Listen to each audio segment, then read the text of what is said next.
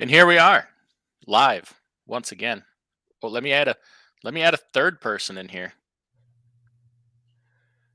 Can we hear you? Yes, you can.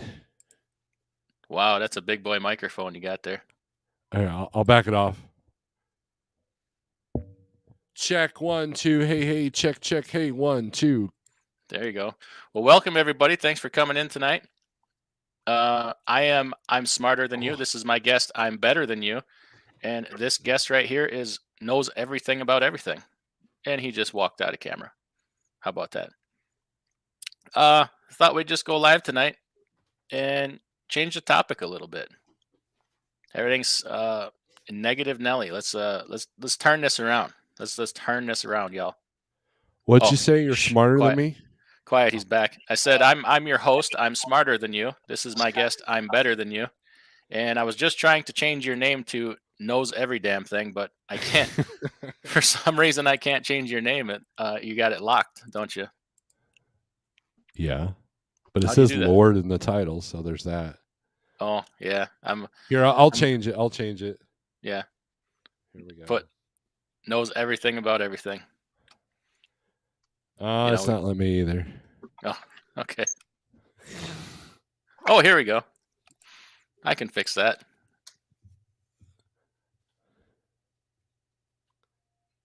Fix what? I got the proper name in here. All right, knows every darn thing. Uh, yeah. Do you have just a few minutes before I suppose you go live on somebody else's channel? So thanks for gracing us with your presence. Now the wife's gonna be home with the groceries, so I got to help her out. And then I'm gonna go hang out with Shannon because she's gonna be in the area. So Ooh, watch out! Watch out! All right, who do we got in here already? Dan's Outdoor Adventures. Thanks for coming in. Standing by for some knowledge nuggets. All right. El Guapo channel member. Thanks for coming in. Who's this Snorlord character? Who that? I'm so enthusiastic. Yeah. Jackknife TV. Oh man, school time. Maybe we just got to go back to grade school because we're not smart enough for that. Advanced learning. Well, Crackers McScallywag. I haven't even seen you in a while. Thanks for coming in. Aaron Dyson, Grafton, all the usual suspects are here. Greg Zimmer, Jaywalk. Greg Zimmer says, let's make some money in 2023. Well, I've been told it can't be done. They say it can't be done. What say you, fellers? Well, there's that Jerry Reed song where it says we're gonna do what they say can't be done, right? Mm-hmm. I know that's not rap, so Fate probably doesn't know anything about that, but Good one. Good one. Nice. I'm trying to convert Fate from his music taste. I'm trying to convert him into the metal side. Good luck. I played some Willie Nelson one day, and I think he broke out in hives. He started speaking in tongues. Yeah. I don't know why I like it. It's just, I don't know. I like it. I know it's not for everybody. Because you gangsta. That's why. Yeah. Well, CDN Freight broker. Well, easy for me to say. CDN Freight Broker. Some familiar faces here. Yeah, absolutely. Oh, there he is. Cash is king. It's usually hardest before you succeed. That's what she said. Right off the bat. Right away. So yeah, trucking, right? Not great. So let's just forget about that and talk about business strategies in general, strategies for success, things that everybody else in every other industry does, but we think that it doesn't pertain to us because the only thing that matters is we can't get a good rate right now. Well, it doesn't rule out all these other things, right? That maybe got us here or can turn that all around for us or put some damn perspective to everything. Leave it to me to play my own video on my phone while I'm live. You're such a narcissist. Yeah. I think I'm looking at the camera. I really got a mirror here on my computer screen. I'm just staring at the whole time. So I've got some points here to talk about. It's like some habits, traits, parts of really successful people in small business, any business, really part of somebody else's business. But I think Can it'd I, be particularly helpful. Go ahead. can I put a disclaimer out real quick? Sure. I would recommend everybody right now turn up your hearing aids, shut your mouth, try to not have a comeback on why what he is about to say is wrong. I suggest everybody listen to what DIY is about to say. Proceed. Wow. Well, Crackers McScallywag starting it off here. $10 super chat says about time. Well, hey, where you been, sir? Let's get into it. Number one. Now, this is in no particular order, but I think just by coincidence, we might have started with the right thing here, and that's leadership. Anybody that's successful, well, most people that are successful at a high level in any business or with their own small business are usually natural born leaders, or they've worked very hard at being a leader. That's why I think a lot of ex-military people are great entrepreneurs and great hard workers and employees, because it's just leadership. You follow your leader, and if you're not him, if you have a good peg on, if he's knows what he's doing, if he's acting in your best interest, and if you trust him, you follow. Uh, you know, in the military, largely without question or challenge, but you know, in the real, in the private world, uh, if you that's something that people just are naturally drawn to. Does that make any sense? Or do you find that to be true, Snorlord? Yeah, I mean, can I share? I can share my screen, right? Yeah. Let's see here. So this is a book I've been reading by Ryan Mickler. Like it's in there if you want to share it real quick. You know how to do that? Oh, Yeah, there you go. There we go. This talks about influence, credibility, and authority. It talks about the difference between being just a leader by force and a leader by influence. This is a really, really good book. The guy has a YouTube channel called Order of Man, Okay. and I highly recommend it. I've been reading this, and it's literally talking about what you just said. Cool. It says the Masculinity Manifesto: How a Man Establishes Influence, Credibility, and Authority. Yeah, that's exactly what I'm talking about. I should pick this up. We can make that a book review. Okay. Definitely. Do you want to tell us a little bit about it, or you're not ready to talk about it yet? I'm still fresh into it, so I mean, it just, I mean, I didn't want to like steal the show, and I mean, you continue what you were going to talk about, but it just reminded me of that, and I wanted to get that out there because it's a really good book. So, but yeah, I'm not ready Yeah, to and talk even about it yet. okay, yeah, even if you aren't in business, your own, or you work for somebody else, I mean, employers recognize a leader, and they put confidence in you and trust in you. You become valuable, Mm-hmm. and you'll get promoted. You'll get the money. It can come to you just because you are a leader, or you're working on leadership. It's no, just by coincidence is the first thing here, and part of that leadership is self-confidence. Mm. Oh, Scott Rowland, new channel member, appreciate it. uh, Lulu, thanks for coming in. Yeah, self-confidence, and not you may not have that. You can develop it. You hear the term sometimes fake it till you make it. I believe I provided that very advice here to Lulu in the chat. Starting off as a car hauler, hey, you're not good at it. Fake it till you make it. You'll figure it out one day. But until then, just wing it. Work hard at it, and you'll be a master car hauler one day. And now he's number one on the seniority list at his company, and top driver. Started off at a pretty rough start.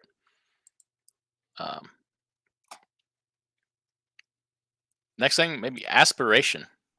Yes, I did write these down and make a list, so I'm reading off of that. But what do you aspire to? Do you have any goals, hopes, and dreams? Like, how do you is it clear cut? Did you define them rather than just saying, I want to be wealthy? Okay, what is wealth to you? Is it owning a bunch of cars? Is it having a bunch of money? Is it um, having a fancy house? What kind of success do you aspire to? Um, Go ahead. Yeah. So basically, this whole thing from working from home. This was a 5-year plan. When I joined like trucking, that was the plan. That was something that Jeff talked about. Was that the first contractors would get into the office roles, and so I knew it was important to get my truck costs down, get my truck paid off, get my trailer paid off, and to be able to survive any market.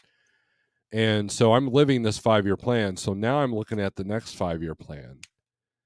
And for me, wealth is more about freedom. Like, I didn't buy a truck to get rich. I bought a truck for the ability to do what I want. The wife needs me home for a week, I can do it. And of course, if your costs too high, you're a slave to those costs. Yeah. But and the ability to go into a customer, because what was frustrating as a company driver is one time I went in to Maine to pick up a load. It was supposed to be a preloaded trailer. And I was like, hey, I'm here picking up blah, blah, blah. And they're like, oh, it's about time you guys showed up. You guys are lame. You guys were supposed to be here 3 days ago. I mean, just really berating me. And so I called my dispatcher, said, hey, we need some customer service here. You need to step in because these guys are frustrated with us. And they're like, yeah, we'll handle it. I'm like, okay. Well, 3 months later, I'm picking up the final trailer empty out of that place because we had lost that account. Mm-hmm. And so doing what I'm doing now, I have more control over that. The ability to go into a customer and say, okay, what do you need? What problems do you have that we can solve? So, Right. that's And the ability to do that. yeah, wealth is sometimes non-monetary. I know you've had aspirations to improve your health, and that part of getting off the road was that, and I know that's a direction you've been going in. Let's go to the next one here. This is one of my favorite ones, is drive. It's how motivated are you? What initiatives do you take to get where you want to go? Um, Aspirations are important, but if you don't have the drive to get you there, it's going to be hard to make it there. Do you have the physical drive, the mental drive, the mental drive? I tell you what, there's things weigh heavy on you. Mm-hmm. There'd be days you just like, what is this all for? I have these, like, is this worth it? But then you got to be like, I asked for this. I want to get where I want to go. So, hey, this is the stuff I got to put up with. This is the stuff I got to handle every day. And if you don't have a clearly defined goal, you might throw in the towel. You might say it ain't worth it. But clearly defined goal, you can look back and say, okay, I'm halfway there. I'm halfway to my goal. If you don't have a defined goal, you won't even know when you're close to your goal. I think I struggle with that the most. CDN, he's such a great dude. I called him one day and he was like, what's wrong? And I was like, well, I'm in this weird transition. I'm not quite a driver, but I'm still building the dispatch and the brokerage hasn't gone off the ground yet. And I'm just kind of in this weird limbo. Should I be driving? Should I be out there making money? Or should I sit here and build this, but so I default back to perseverance where, okay, Steve, you're sitting at home. Some of us have seen the results of working from home and suddenly you're in perpetual Saturday, right? That's what happened during the vid with kids is everything turned into perpetual Saturday when they didn't go to school. So structure goes out the window. Yeah. Discipline goes out the window. And I made sure that I can't fall into that trap because it would be really easy to do. So what I did was I get up every morning at the same time. I make coffee. I have a routine at 6 a.m. I'm at least on the TV watching the weather, looking at what's happening with what, checking the business phone, make sure that none of the drivers had called, need anything. And then at 7 a.m., I come in here, I do a live YouTube. If I don't, I try to do something related to it, unless there's some pressing work, because most brokers don't come in till about 8 anyways.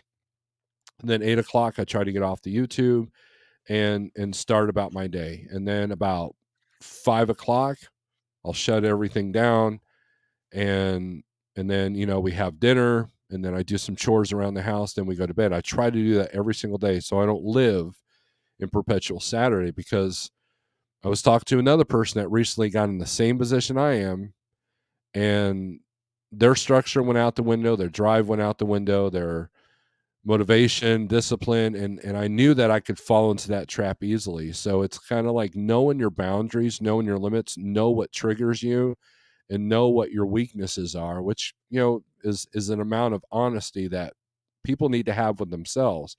And Mhm. so knowing my weaknesses is like, I have to create structure, and I'm there about 90% of the time. So Yeah. Scott Rolla, $100 super chat. Man, thank you so much. That's very kind of you. Appreciate it. Let me get to a couple of comments here. I'm coming up on a couple of good points here. I want to make sure I talk about Gary Bates in the house. Thanks for coming in with both feet. Killian says my buddy Scott Hart is tuned in for his first DIY semi live right now. Well, welcome. Glad to have you. Make sure you subscribe. I hear car haulers are leaders, and I heard you're friends with masculine stud car hauler. What say you? Yes, I mean friends with a master car hauler. How about that? Bull of the Woods, thanks for coming in. Plays on Freeway. Gred Seltzer, what's the topic here? We're just talking, trying to bring some positivity and sense and perspective back into this whole owning a truck thing. Sometimes we get caught up in thinking that we're so special and so different from any other business, when really the same rules apply. Yeah, it's different. You truck, you live in it, you live the lifestyle. Hey, I've had other businesses where if you're in a small business, you're living that lifestyle no matter what it is, right? Mhm. You're doing every job in the company. That's the way it is. So, bring some perspective and some guidelines back, kind of refocus and not obsess about the only thing is I can't get that good rate on the next load. Um, Not saying that's not the case, but there's more, right? Drive, determination, discipline go along with that to look past that load, right? Look at the bigger picture, or what that load might bring you, and to your next load, right? Where you might meet that person that has what you're looking for. So just kind of trying to get back to that a little bit. David Edwards, thanks for coming in. With both feet says, have wishes, goal to grow my company, but I'm flexible on the exact direction. Okay, that works. Ampersand Man says, to me, wealth is having the ability to say no. Yeah. Um, Yep. Power over your own life. Mm-hmm. It's a big one. Haboonster, thanks for coming in. Well, I think there's a perception change, right? So if I'm a company driver, and this is how I looked at it, if I'm a company driver, I'm working for the weekend, all I can do is picture my boss, out in the pool, soaking up the rays, with a Corvette in the background, and I'm slaving away at some dock in the middle of Jersey somewhere, looking at some homeless dude peeing next to my truck, Whereas as an entrepreneur, as a truck owner, now if I work a Saturday, now it's my choice. Mm-hmm. And I can control where I'm at for that Saturday. So that was one of the appealing things of being an owner for me. Yeah, that's justifiable. That's right. Where do we leave off here? Patience. One thing you see in a lot of entrepreneurs, business owners, is patience. Looking back to there was a particular job I had where the manager of operations took crap all day long. And every once in a while, he would blow his stack. Looking back, that man should have been blowing his stack every day. And, if I could go back 20 years and take back some of the crap I gave him, I would do it, because I see, like, hindsight, I see now that man is possibly the most patient man I've ever met. Can you imagine taking the complaints of 300 truck drivers every day, and you know how irrational some of them can be. Oh yeah. Others are perfectly rational. The man was maybe the most patient man I ever met, and I'll have be him right feeling, back. Hold on. yeah, and having possibly contributed to any of that, I really regret it. But you can't undo it. Patience is something I've had to learn uh, developing a small business myself. Not always the most patient person, especially with myself. So now having to be responsible for other people, I had to learn that patience. And in the beginning, it was more just biting my tongue than it was patience. Now I actually have a little patience with everybody. So, the dog happy now? Yeah, the youngest came home and he was freaking out. So Okay. he's a good Fan- guard dog. All right. Phantom Trucker 309. How's it going? Hope everybody's well. Thanks for coming in. Scott Rolla, wealth means not being afraid of my wife. Okay. So patience, talk about that. Discipline. I mean, yeah. Sometimes it's hard to do it day after day, especially when it's as hard as it's ever been. Um, if you think things are easy for myself or easy for Snorlord here, they're not. It's just the discipline to do it again the next day. Mhm. Even when it seems hopeless, pointless, maybe you feel like, hey, I could just go be a company driver and not put up with this and make money. If you want to get where you go, you got to have the discipline to see it through. Mhm. And I hear a lot of people talking about, I'm out selling my truck. Okay, I get that. But if you had that goal of where you wanted to go, it was clearly defined, and you still want to get there, discipline. Take your lumps. A boxer gets in the ring knowing he's going to get the crap kicked out of him, but he makes himself get in that ring anyway because he wants to be a world champion. Right. Right? Never said it was easy. Oh, Steve Fanslow, thank you. $10 super chat. Hey guys, TA, let me know my alternator over voltage at 14.8. Is that a thing? Would you guys recommend a new alternator? Sounds like your regulator is going out, and it probably has an internal regulator, so you probably need an alternator. If you can't get into the shop right away and you got to run the truck, turn everything on, draw some current off of that, so you're not spiking current so high. I like Lulu's comment right above. Lulu says, I'm fat, lazy, and old and have a 300 credit score. I want to buy a $200,000 Big Hood Pete and make $300,000 a year. Any suggestions? Yeah, I mean, I need a piece of your fuel bill, so I need you on MUDFLAP. Number one. Number two, I'll lease you on. I'm gonna need you to run about 6,000 miles a week, and I don't have a problem with that. Come on with it. Let's do it. But it's a joke, but here's the seriousness of that. I've actually seen that. Because our industry, Yeah. these big carriers will promise you things like that. Oh, you got a 300 credit score, you can get a truck through us.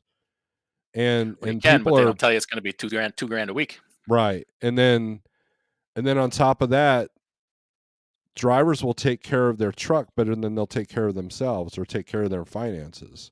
I mean, what Yeah. good's that shiny $200,000 truck if you can't drive it? If I have to tell you, you won't understand.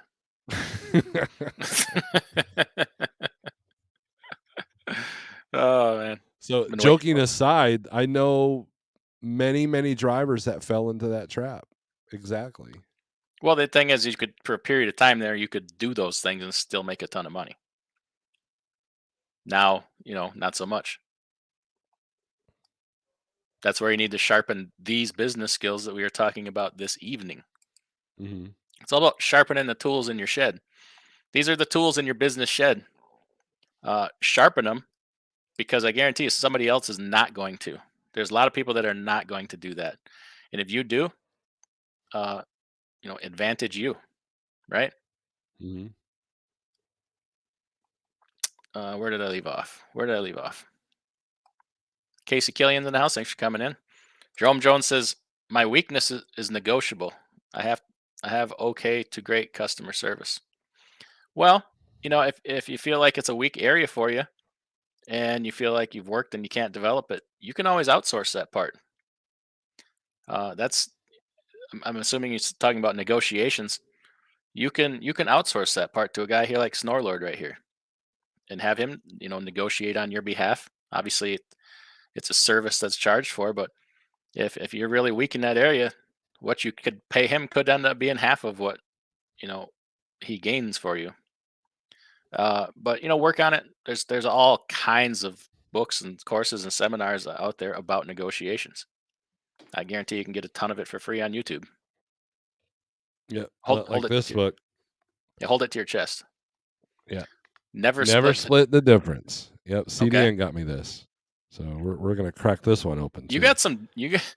I got to ask you. You got some dirt on CDN? Do you know where he buried the bodies? I do. Yes. Sending you all kinds of books and stuff. Man, Look, that's one of the most important things of what we're talking about is surrounding yourself with good people. If you don't know how to negotiate, find the people that can negotiate and see if they'll help you out. and the key is being smart enough to know the difference and accept it. Mm-hmm. Like if you know your own weaknesses, man, you're ahead of the game right there.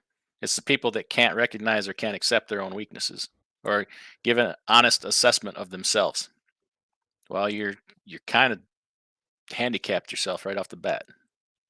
Yeah, honesty is important. Having friends that are honest with you as well. You don't want to surround yourself with a bunch of yes men. Like, for example, Big Rig CEO, he says something, I'm like, dude, that's a stupid idea. And he'll do it to me, right? Like, well, why? And I'll tell him, and usually 2 weeks later I'm right. But no, I mean that's the kind of friends you need that will give you constructive criticism. And like, well, you probably shouldn't have done that. I would have gone in this direction or try this, and that's valuable in and of itself. So I mean, and if you're on YouTube being an a-hole to everybody, there's going to be less likely great people. It's less likely that good people will try to help you when you're down. Absolutely. I don't think people really understand the full value of who you surround yourself with and what you expose yourself to. And it affects how other people see you. It affects how you see yourself, and it affects your personal life, your business life, professional life, whether you know it or not. Mm-hmm. Right? So surround yourself with a better class of people. Let's go on to my next favorite thing here. Maybe besides leadership, we talked about a lot. Communication. Man, the longer I do this, the more I realize in some ways, like trucking isn't even about driving truck, it's about communication, right? Mm-hmm. Like we can all drive a truck for the most part. I'd say probably 10% of us can communicate. And if you want to be in business and a business owner, small business owner, trucking company owner, communication's where it's at, man. 100%.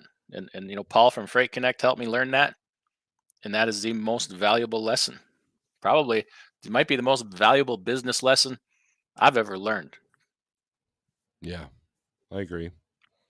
And I don't know how long it would have taken me to come to that realization without a guy like Paul. But he made it like quickly and clearly evident, just by the conversations. If you haven't seen it, go check out some of the old live streams with Paul. I was trying to get a hold of him today, trying to get him to come on, but he's probably busy. And it's the little things, right? So I'll give you a story. So when I was a company driver, my kids were little and it was important for me to get home for the birthday party, right? So I deliver a load in Jefferson City. It was a drop trailer. So they had me pick up an empty, and I sat on the ramp there off of US 63, just waiting. And because there was no truck stops in the area there. And so I asked my dispatcher, you remember I got to get home, right? He's like, yes. Like, okay. Do you have a load yet? No. Just sit there. Okay. So I'm sitting there in the driver's seat. I can't relax. I can't kick back and watch TV. I'm sitting there like, now, as well as anybody else that's driving, that solitude can work against you. Your Yeah. mind starts to wander. Next thing you know, you've got the scenario of punching people in your head, and you just all this darkness. And you're like, "Rah," and you're just dwelling on this for hours.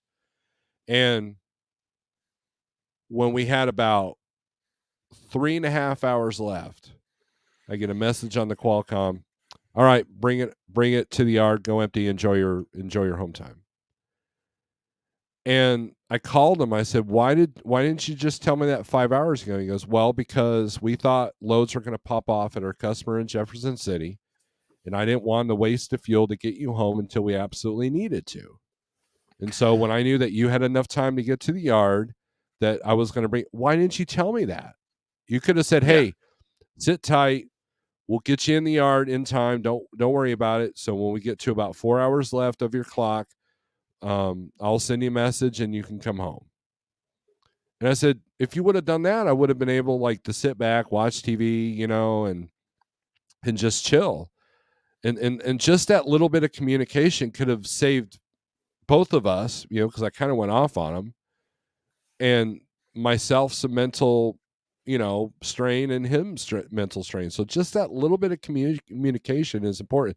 And that's when I learned. So when I got back to the yard, he showed me his computer screens. He showed me what it looks like when a truck is load planned and all this stuff. And it really helped me become a better driver, and it helped him become a better dispatcher because we both understood each other. See, you would All think they because would of do that for communication. everybody. Yeah, and you would think if they want that, they could do that 10-minute thing for everybody. Show them, right? Well, so he gave me the Chihuahua versus German Shepherd analogy. Have you heard that? No. Okay, so anybody who owns dogs will understand this. So you got a little Chihuahua. Leaf blows up on the porch. Rah, rah, rah, rah, rah, rah, rah. Cat gets up on the porch. Rah, rah, rah, rah, rah. A burglar breaks into your home and wants to murder you. Rah, rah, rah, rah, rah, rah, right? Same dog, yippee, yippee, yippee, yippee, right? Mm-hmm. German Shepherd sees the leaf, looks at it. Sees the cat, looks at it. Sees the guy coming up on the porch that's getting ready to break in the house, goes nuts. So obviously the German Shepherd is not barking at every little thing. And that's how some drivers are. I don't like the color of my truck. I don't like it when you send me to Chicago. I don't like it when you send me to Dallas. I have a problem. I had to, do a blindside back in this, all these, I have a light bulb out. What are you going to do about it? I Whereas needed to when go I 2 miles call, an hour faster. yeah. And he goes, now, if you're the German Shepherd, when you call Steve, I know that there's probably a pretty urgent problem. Like I need a pickup number, or there's been an accident, because you don't call me all day, every day for the littlest BS. And so so he gave me that German Shepherd, um, analogy there. Yippy dog versus, little rat dog versus, German Shepherd. And that's what you have to be. You have to be a driver that solves problems. You don't call for every little problem. And so that has to exist as well. And so he didn't do that for everybody. He just did it for the people he thought was worth it, that wanted to learn, because some drivers don't want to learn. Like, I don't care what you do. It's Just not give my me my job. load. My Yeah, job to drive the exactly. truck. Yep. Yeah. You get out of it what you put into it. Yep, exactly. Let's see another super chat here. Crackers McScallywag says, "This is gold." Thank you, sir. $2 super chat. Appreciate it. I would think if it's gold, Crackers, you could step it up a little bit, but I'm just saying. Thanks for the $2. Get some gold dust. Yeah, Pendicar Live. Thanks for coming in. It's a hello, friend. Appreciate it. Jackknife TV says, making a change, you have to go where the money is, and is certain. The certainty that you're going to gross the same amount every week after week. Okay. Andre's not happy with us. The money you guys make on trucking, yes, discipline is easy to have. I say quite the contrary. Number one, you assume that we both have made a ton of money from trucking. You don't know that for sure. And number two, if we did we get the money because discipline is easy, or did we get the money because we had discipline? Something to think about, huh? You think after 22 years of doing this, it didn't take some discipline? And maybe, got some money because of that? Or was it all just easy and I got a pile of money and then just some discipline fell in my lap? Think about it. Yeah, that's interesting. I'm part of my discipline is not to go out and buy the latest greatest new pickup truck. I still drive a 20-year-old pickup truck. So Me too. I drive a 2005 Chevy. Yep. And a 2005 Toyota Avalon with 260,000 miles on it. But I guess that was handed to me. No, it's just, you got to think about it. Mm-hmm. Pendikar says host is the best. Yes, this is a Snorlord here. Definitely check out his channel if you don't know about it. Snorlord, the metalhead Viking caveman trucker. Thank you. We got to shorten that up a little bit. No, it's long for a reason. I look here. I'll put my other channel in the chat. It's shorter, so everybody likes short things. That's what she said. You'll like me if you like short. Here we go. Here we go. There's my small channel. It doesn't even have a wrench because I'm not that important on that channel. Well, I don't know if I ever had a comment in here from that channel. Have I? I'll get it. We'll get a wrench. Get you a wrench. Aaron Dyson says before somebody blocks me. Discipline equals freedom. It certainly can. It certainly can. Petey Ross says trucking coach left super ego, now working at Swift. He's just bouncing around. Yeah, I don't know. I can't keep up to that. Too much drama involved there. Too much drama. Pendikar Live says made in Indonesia. Talking about your underpants? What are we talking about here? Okay. Nicola 911 says hello guys, nice to see you doing videos. Yeah, we're trying hard to get back into it. I have to. I don't want this channel to die, and it's about to. So we're gonna try and get back into things here. It's everybody knows things are difficult right now, and it just takes double the effort. Everything is twice to 3 times as hard. Takes that much longer. Is that much harder than it was a year ago at this time. So tremendous amount of time, and I'm way behind, as you know, can expect. But want to get back in. Shannon Thomas Trucking. Good evening. Thanks for coming in. Griff USMC, ADIY in chat. Jackknife TV says he'll dispatch you for 15% and also offer a mentor class for a low down payment of $500 a session. Damn it, Jackknife! Why are you trying to undercut me? Come on. A good dispatcher is worth 20%. Nicholas says, do you think MUDFLAP is the best option for fuel for small carrier? Thanks.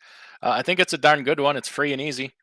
And then, supplement that with some good fuel cards. I just got a new one. Here, let me show you. I just got my new cards today from a new fuel card I signed up for. And I'll do a little video about it, tell you about it, review or whatever. What's the card number? I don't believe you.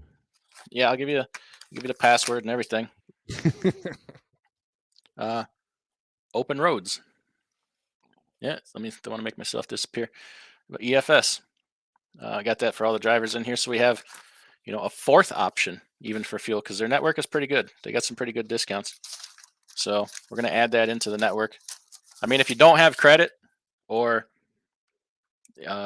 whatever, MUDFLAP's probably the best solution out there. If you don't believe in credit or whatever, pretty good discounts. Velox says, dang, 25 minutes late. It's hard to tell you. 20 minutes late is okay. 25 minutes late, it's a $300 late fee. Or you could reschedule for tomorrow. Sorry about that. Enrique says, any videos on leasing on owner operators? For me or for you? Not really. You'd have to be more specific there. Fate gets giddy around Asian Mai. Weirded me out. Okay. Did he go fanboy? So let's go on to the next. Do I have you for a few more minutes, Steve, or you got to go? No, go ahead. A little bit more. let's go with the next one. Let's go with integrity. Ooh. Ooh, here's where the drama comes in, isn't it? Is this where it Integrity, starts? what's that? Oh, wait, stand by. Super chats. Sorry, stand by. Fate Trucking. $2.10. This is gold at the cost of silver. Oh, damn it. Oh, Kasha Parenta for putting up with that car hauler. Oh, thank you so much. $20 super chat. Thank you. I'll put up with that car hauler every day. He's good people. Killian's Trucking says $5 super chat. A lifetime of super chats couldn't cover the value of info I've gained from you, Fate, and Cash. Well, I tell you what, it doesn't hurt to try. I mean, you know, you can make your best effort. I'll let you know if it ever covers it. But then meanwhile, hey, keep trying. Steve Fanslow super chat $5. Killian's, I agree. Well, thank you guys. You're too kind. Everybody also, go in Snorlord's next live and shower him with gifts. I prefer, can I get a promo code on that? Steve, maybe 10% off your next super chat using my promo code. I appreciate. Oh, sidebar quickly while there's 85 people watching. Tomorrow, Saturday, 1 p.m. Central. I believe we have a great live show coming. Alexander Winton and Associates contacted me, said, "Hey, thanks for doing that little video about our thing. We'd like to talk a little more to you." And I learned about all the services they offer and what they do. And I really believe it is badly needed in this industry. I don't believe there's anybody doing what they do on the level that they're doing it. They help collect on bad freight bills from anybody, shipper, receiver, broker. They have a freight checkers thing that will warn you about scam brokers, brokers with bad authority, identity theft, all kinds of things. And you need to see it and be a part of it, especially if you got some bad freight bills or you think you might someday because of all the crap that's going on. They do more than just collect on a bond. You go to OIDA or NASTIC, say, "Hey, help me collect on these bad freight bills." They're just going to file against the bond. These guys have lawyers on retainer. They have an in-house lawyer and they have a network of 70 lawyers around the country. They do a good job. So we're going to talk to those guys tomorrow. He's a little nervous about doing this live stream, but I think it's going to be good. And then hopefully follow up to that. He's got some other really good information. Hopefully we'll do a couple shows. So tomorrow, 1 o'clock, be there. Let me see if I can find my place again in the chat. Steve Velox, he's got late fee coming from him.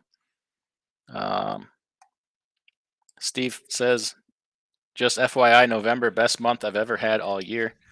Definitely top 10 best ever." Well, congratulations, man. That's awesome. That's awesome. I think I missed another super chat here. WCF Invader, finder's fee for finding me the best dispatcher ever. Hey, I told you, man. There's only one dispatcher service I ever recommend, and it's this guy right here, the caveman trucker, metalhead. Oh, Viking. shucks. Knows right here in the name. It says right there, knows every damn thing. So darn thing. Don't be cursing. Oh, you're right. I'm sorry. Keeping it safe for the kids. What were we talking about? Oh, integrity, right? We didn't even get into that yet. Integrity. You guys see a lot of this stuff on YouTube, right?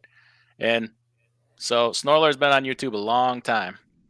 And well, let's go back to what I just talked about. The only guy I would recommend to dispatch somebody. I watched for a long time to learn about what Steve is about. Seeing who he is, how he handles himself. I've not really seen him slip up once, integrity-wise. Some people have tried to suck you in, right? You know that. You know that. Yeah. You don't do it because you can't. If I had a guy dispatching me, and I know that he's out playing golf all day or sitting in a bar drinking or engaging in shenanigans when he's supposed to be working for me, that don't cut it. Having the integrity to do the job you set out to do, right? That's a lot to be said for that. And you guys see a lot of the crap that goes on YouTube. I mean, you got grown men acting like children. Mm-hmm. And then in the next video, they're talking about how bad trucking is and all that. Well, you can't be two people. Which one are you? Right. Right. So integrity is huge. And if you're ever going to try to develop a relationship with a customer, buddy, they're going to see right through that. Brokers, I mean, they're inexperienced, new to the industry, largely a lot of them. You get an experienced broker, he's going to know by talking about how you speak to him. Integrity, eventually you'll start holding yourself to that standard subconsciously, and it won't even be first nature to do that kind of crap anymore.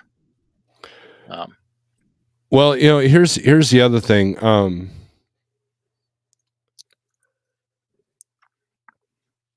I've been guilty of letting my ego get out of control, and so I have to make sure, like today, I didn't go live this morning because I knew that Don was looking for a load.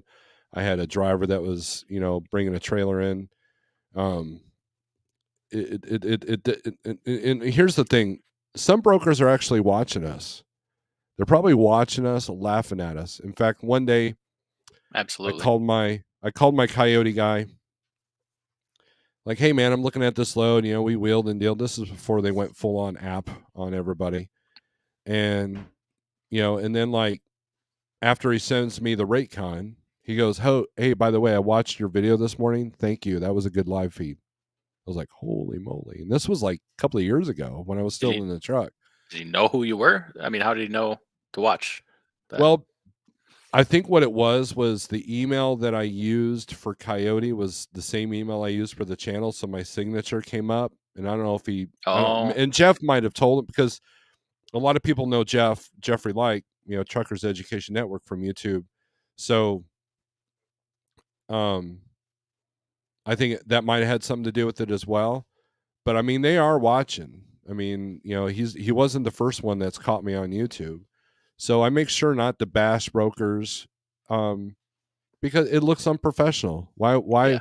If I'm the Coyote rep and he sees me going off on YouTube about a certain broker, is he going to want to work with me? No. And in the past, there have been bigger YouTubers that literally went live and told the broker's name, the agent's name, and literally just berated them because they weren't getting the detention that they deserved, the detention or layover or what it was.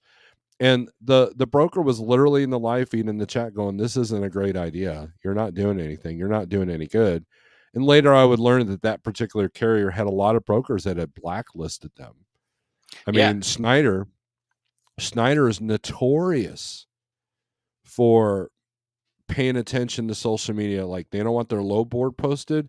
If you're posting videos on YouTube, they want to make sure that you're being safe. And that's also happened. My carrier rep at Schneider was like, "Hey, that was a great video you put out today. That was good. Thank you." So integrity is important because you never know who's watching. And you want people to watch, but then don't be surprised when they're watching, right? Right. Like, don't forget, important people can be watching. And, and I tell people, I'm like, look, here's the challenge. Ask anybody who knows me personally, who's talked to me on the phone, how much different am I on YouTube? I'm not like, there's some YouTubers that are great showmen, right? They know how to work a crowd. And, the only difference between me and what you're seeing here is I curse a lot more, in person. Well, I noticed too on the phone, you don't have long hair and a beard. Oh yeah, that's true. I mean, you don't FaceTime me because you don't like me. So there's that. Yeah. Stuart says, and communication is more than sending an email or phone call. It's the words you use, being clear in your thoughts, asking questions if you don't understand, etc. Yeah, and we can add to that body language, expressions, what you do here with your hands, right? If you're this is never good. Nobody likes this, right? Pointing that finger. Nobody likes that. Yeah. Ampersand Man says, I've already saved myself an hour tomorrow of putting around, not knowing where I'm going if I didn't take the initiative to call this customer and get an actual site location. Yeah, there you go. All right, Adam, I'm gonna jump off here. Thank you for inviting me on, anytime. And I'll finish watching the replay when I get a chance. So thank you for having me on. Thanks for all the people in the chat. So I appreciate you guys. Thank you. Plug your channel. Snowlord, the Metalhead Viking Caveman Trucker on YouTube, and Snorlord OG, where I haven't really done a whole lot with that channel, but we're fixing to. So there you go. There you go. So, Thanks for thanks, coming guys. Later. in. Yeah. Petey Ross says drivers are treated so bad, no common courtesy. Yeah, that can be true. But guess what? It can also work both ways. Drivers poop in people's parking lots. They leave pee bottles in people's parking lots. Throw garbage out the window. I mean, it goes both ways. It certainly does. So who's gonna straighten up first? I mean, all you can do is straighten yourself up. And if somebody treats you bad, hey, bad, bad on them. You can only control yourself. You can't control what any other driver does, how a customer is going to treat you. But sometimes you can turn them around, kill them with kindness. Even if you think they suck and they're treating you like garbage, you can control your response to that, and at least know that you did the right thing. WC7 Vader DIY and this Lord of Snores. How could this get any better? Well, I submit that it cannot. But I just lost half of my Tango and cash here, and it's just me left. Now I got to change my name because I have nobody to be smarter than. How about that? But that sounds pretty arrogant, doesn't it? I shouldn't even have put that up there. It was a joke. Just having a good time here. I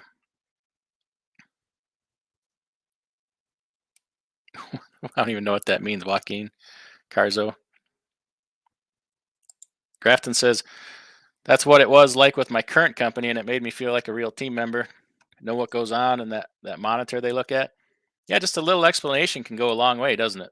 And can bring a lot of understanding of, hey, what's this guy doing? Or now you probably know what he's doing when you think he's ignoring you, right?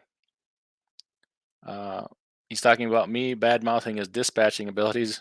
Get to work, dispatcher. There you go. Come on with it. Says I sent Cash a couple emails to put a smile on that kisser. Good man. Good man. Let me scroll here just a second. I think I might have missed something. Nope. Velax says gold is 1,810 per ounce today. So it must be 0.0011 ounces of gold right here. Ooh, that's hard to take. That's hard to take. Fate Trucking, thanks again for the super chat. Nobody wants to be a driver. Everybody wants to be a company owner. I disagree. Plenty of people just wanna do their job and go home. No harm in that. That is not easy. What these two do, they are fully responsible for every little thing. Explain, Chris. Explain that. I'm a little behind in the chat, so I don't know when or where that comment was about. So thanks again, Kasha.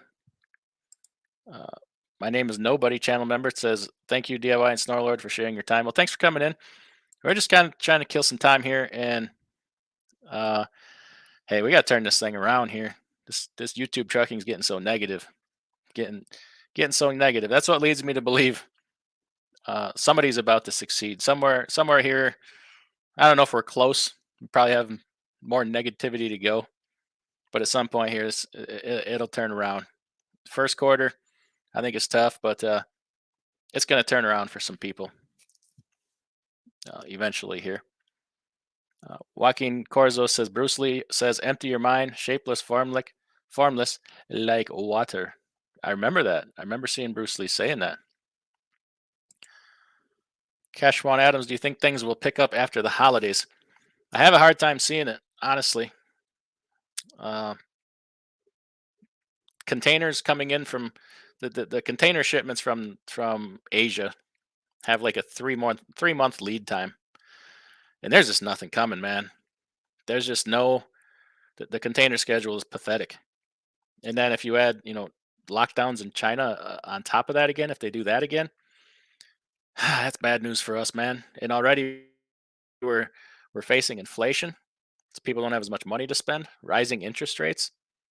Who's going to be building houses or buying houses when interest rates are? They could be 9% soon. We're already about pushing 7%, maybe a little over that at some places. That's going to slow the housing market. Flatbed is directly tied to building. Is there less flatbed freight to haul then? I just don't see that in the first quarter people have a ton of money to spend due to, and I don't see, I mean, fuel prices are going down, but that's just because of demand largely. You know, it's so where I live, there's a company that has the whole contract for Frito-Lay for potatoes. And these loads, they ship probably 40 loads a day, 5 days a week, 5.5 days a week, really, probably 20 on Saturday. 9.5 months or so out of the year to different Frito-Lay plants for chips. And today, something happened today where they pretty much they cut probably a third of the orders. A friend of mine has 4 trucks haul out of there every week, multiple loads a week. They got 2 loads for the whole week of next week. And I had a couple other guys call me and said, "Hey, my crap fell through that I do every day. They cut it back. You got anything?" And I'm like, my stuff's kind of slow right now too. So this time of year, this shouldn't be happening. There's usually a little slowdown in that the week before Christmas because they don't have as much help, blah, blah, blah. Not December 9th or December 8th. So that's got me a little worried today. My incoming freight tenders have slowed dramatically. And Christmas is a big food holiday. So it's not good to be seeing it this soon. It's just not. Killian's again, thanks for the super chat. Truck Pilot Nate says, "Just love YouTube notification. Just notified me." Well, hey, better late than never, right? Oh, come on, Jackknife, you doing a master class? LOL. Griff says, he's got some things to talk about over there. Everybody's got some knowledge they can spread. Stat Trucking, damn it. $50 super chat channel member. Thank you. This has been the best live I have seen you do. Always grateful for your insights. Keep them moving. Keep them coming. All right. Well, I kind of made a little bit list. I'll come back to the comments. Let's get on to the next topic here since I'm all alone. We got about 6 more to go. We're talking about, turning it around. What are you going to do to be successful? When success comes, and what do people do that are business owners, or well, why don't we just say successful people in general? What do they all have, what a lot of them have in common? We'll talk about this 9th thing here, willingness to learn. This is one of my favorite topics here because I kind of look at learning and education different from most of the people I know. I do not equate education to school or learning to school. I think that's antiquated. I think in this day and age, there's actually far more ways to learn things, better ways to learn things. I never learned crap from school. I learned by doing, hands-on, or somebody doing it in front of me or talking to me and showing me. Everybody learns differently. I largely think post-secondary education for most people is a waste of time. There are a whole lot of useless degrees out there that are designed to do nothing but separate you from your money via student loans. There's not a lot of jobs out there that should require 4 years of college. Most of them could be done through on-the-job training. Your skilled trades, you're better off going to a tech school, be a plumber or an electrician, apprenticeship. If you're going to be a doctor, I really want you to go to about 12 years of college before you start whittling on me. There's a lot of things. An engineer, higher math skills. Should I need a 4-year degree for marketing? No. I should be really good at setting up websites. I should be really good at communicating. Be a free and creative thinker and a go-getter, and you're probably going to be the best marketing person. I don't need to be $80,000 in debt to have a bachelor's degree in marketing. No. So having that willingness to learn, and there are just so many places to seek it out nowadays. YouTube, just YouTube. You can learn about anything you want. Most of it's free. Not all of it. It shouldn't all be free. I think some things are really valuable, and you should pay for the privilege. But smart people know that they're never done learning. Successful people. Once you master something, hey, it's time to move on to that next thing. Jackknife TV says, "Great show. I'll jump back jump in, jackknifetv.info@gmail.com. I'm just sitting at Tyson getting detention. Oh, come on with that detention. That's a good way to make money these days. We love that detention. Oh, that's another thing that Alexander Winton can help with is unpaid detention, unpaid reimbursements, all kinds of things. And I'm really looking forward to that tomorrow.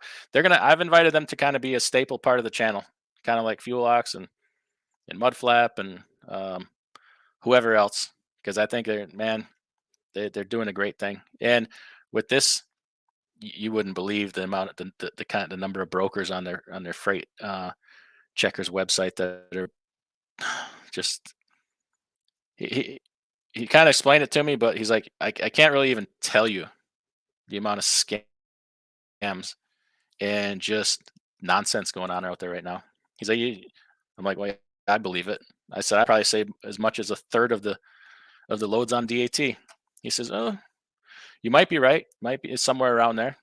So I'm kind of looking forward. I'm really looking forward to it. So anyway, willingness to learn. Yeah. Responsibility. Man, these are all good ones.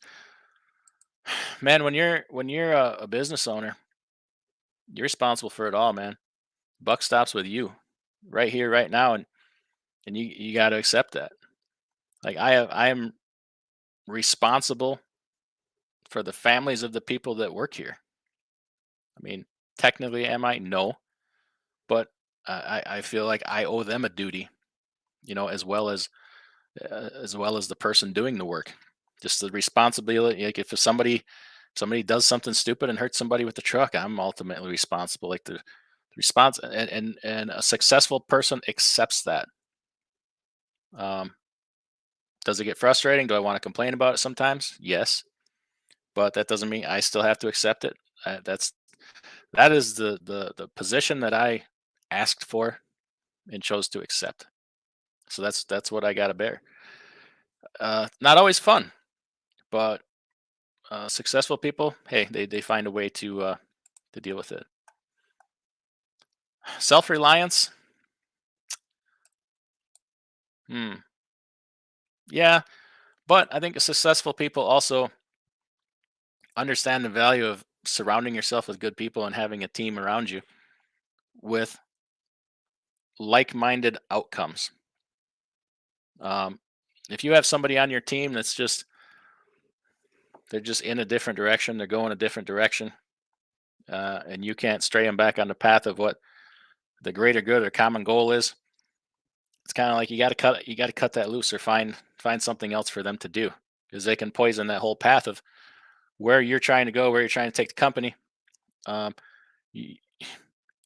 can be bigger picture things they can't see that you're working on, and you don't want them to pull you off the path. So they could be very talented, very valuable, but you got to take them off that project and find something else to do before they pull other people off that path with them. Optimism, yeah, that ain't me. Yeah, you guys that probably watch enough know it. I struggle with that one, man. That's part of the reason we're doing this tonight, right? Said let's change the subject. Let's back on topic. Too much negativity, especially in this YouTube trucking thing. It's just 9.8 out of 10 of every YouTube trucking video is just overwhelmingly negative right now. And it just can't be that way, man. It just can't be. You could take somebody who's doing very, very well for themselves and successful right now, and that stuff can poison your mind and turn you negative. Like, I know there's people in the chat right now here that are doing well. Let's see. Oh, who do we got? Mark Ely. Is he in here? I know he's doing well. I know we got a few of them in here. Greg Zimmer, I believe he's doing well. With both feet, he's doing well. And I hate to see people poison your minds. I mean, I realize you can turn it off, whatever, but too much of that. It's got to be a little bit more optimism. And I guess if it has to come from me, it comes from me. But I'll be honest, like I struggle with that part, especially after you just got your butt kicked trying to book freight one day. Like some days, it goes great. You do well. Hey, I booked every load good, and the next day you could just get your ass handed to you. It's hard to be optimistic on that day. You know, the last 2 days were kind of like that. So I got to turn around the space in my head, and get back to being on the other side of that. Um, let me get back to some comments here, but then we'll get back. Sean Fairman says, "You're right on the drama. I unsubbed from a bunch of silliness." Well, good for you. Good for you. You'd be better off watching ice fishing videos on YouTube all day. I hear they're fantastic. WCF Invader, thanks again for the super chat. And Steve Fanslow, thank you guys. With both feet says Snorlord should make sure that one come on with it becomes a moderator. Just an FYI. He needs to be a moderator on every channel. Nevada Truck and Trails, evening. Good evening. Any hotshot dispatchers? Oof. Oh boy. No. Boy, did this market get saturated with hotshots in the last couple of years. It wasn't such a big thing before COVID. But then, hey, they needed to move some stuff. How's the I don't even know. How's the hotshot market now? I'm assuming it's probably hurting. Man, that sucks. Sorry for not being clear. Any plans on making any videos about leasing on drivers? So you mean me leasing them on? Okay, what process do I go through to lease on a driver? I assume is what you're saying. I had not considered that. That may be a good topic.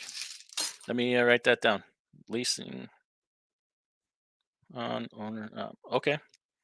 Let me think about that for a while and put something together. I have not done that. I can do that.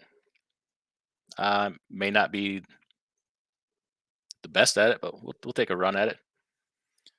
Peter Ross says, that's right. Putting standards on people is a bad thing in this world nowadays. Eddie Drotar, I haven't seen you in a while. How you doing, sir? Hey, good evening, guys. Well, that's cool. Tennessee 1. You pull in to park, say rest area, and it's full. You're out of time. DIY or Snorlord, what's your procedure? I make a note in the ELD, say no parking here. Document what it is and your location, and proceed on to the next parking space on personal conveyance. I stop there, park the truck. If there's no parking there, we put another note in. It says, and you could put in there, proceed to next available parking if you want, or note it somehow. Documenting this is the key to not being hassled about it. Some people will even say, take a picture of the situation.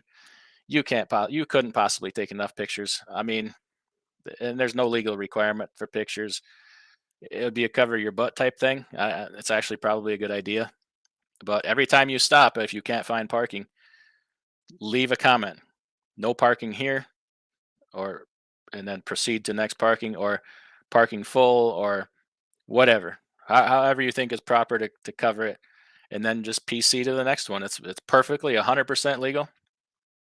Companies can put limits of like time or distance on these PCs.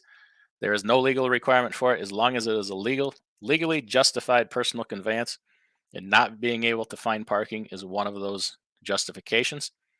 I'll be honest, one night I came out of, where in the heck, I think I came out of Stevenson, Alabama, and I was coming back to Wisconsin or Minnesota. I don't remember. I left Stevenson, Alabama, and from there, I had like an hour to drive. So I'm like, well, I'll get back towards the interstate to find myself a place to park, because there's nothing between here and there. Got there, nothing. All the way up to, where did I end up? We come up, ended up 59 on 24 there, kind of outside of Chattanooga, and up 24 is the middle of the night. I drove legitimately, I think, almost 4 hours on PC. And I legitimately stopped at every place, every rest area, to find a place to park. It's part of what took me so long. I'm stopping every freaking exit to find parking. And I legitimately could not find parking. And I'm like, man, they're going to bust my balls over this if they pull me in. But I documented all of it. And I mean, I was dog tired. I wanted to go to bed, but I won't park on the shoulder. I'm not parking on a ramp unless it's an absolute emergency. And that's what I had to do. I think it might have been like Antioch, Tennessee or something by the time I found a legit place to park. But yeah, as long as it's legit, you can do it. It's a CYA type thing. Now, companies can make their policies however they want to, but that's just the legal uh, restriction there. Greg Zimmer says Steve and Rig Runner are the main reason for my success. You can share my numbers anytime, my friend. Okay, well, I'll leave that up to Steve if he ever wants to talk about it. Steve Fanslow says, terrible info on YouTube. I can't believe it. Man, I hope I'm not part of that. I hope all, Eddie says, I hope all is well. DIY and Steve, what's up, Nevada? Yeah, it's good to see you again, Eddie. Oh, I got to email you. All right, let me can I copy and paste that email? Tell you what, Jackknife, email me so I can email you right back. DIYsemi@yahoo.com. I don't want to take the time to type that out. I'll send you a link. Bemenda Boy says, but we're not done. We got to finish through these. We got 3 more habits or whatever of successful people. I got to make it through that, but I don't want to ignore comments because that's rude. Steve Fanslow says, thanks, chat, for giving me a place to ask questions. On the road, I ask drivers questions all the time. Few people care anymore. We all care. That's the thing about this. There's always good people in here, man. You got a lot of experience in this chat. If you got any question, throw it out there. Somebody going to give you an answer. Ampersand Man says, assume that all mega carriers have social media relations department. Think about it. The HR rep quota has to kill time somehow. They do have social media and they use it. And from what I hear, a couple of them can be litigious if they don't like the way you talked about their company. So,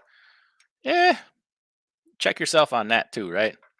Use words like allegedly or in my opinion. That's what we like to do. Or like your mama said, if you don't have nothing nice to say, don't say nothing at all. I'm surprised there is not more consequence for some of the things that YouTube truckers do on YouTube. Now, like slander is a real thing. If you're, putting comments in, libel, slander, video, written, that's a real thing. And they have lawyers. I mean, I know some people have been shut down by their company or fired, but I'm surprised it doesn't happen more often, actually. I don't want my company name attached to YouTube. And, other than recruiting, I don't think they do either. I know of a situation where a driver had a dispute with a guy and got out and decked him. Right. And I'm like, if you do that while you work here with my name on your door, like we're done. I'm not having you do that in my name. Even though you think you're a big boy, it's not happening. Steve BB, great price. What town? I might move there. Okay, I missed a few things. Lance Calhoun says P bottles reduce parking. Yeah, you don't want to be driving over them. It's a bomb. It'll explode all up under your truck and nastiness. Benedetto, how you doing, man? Lots of pain in the business space right now, not just trucking. You got that right. We ain't talked in a while there, Benny. Let's talk soon. I really like to hear what you have to say. Bring good perspective. I missed something here. Let me go back. Steve Fanslow, $20 super chat. Man, I appreciate it.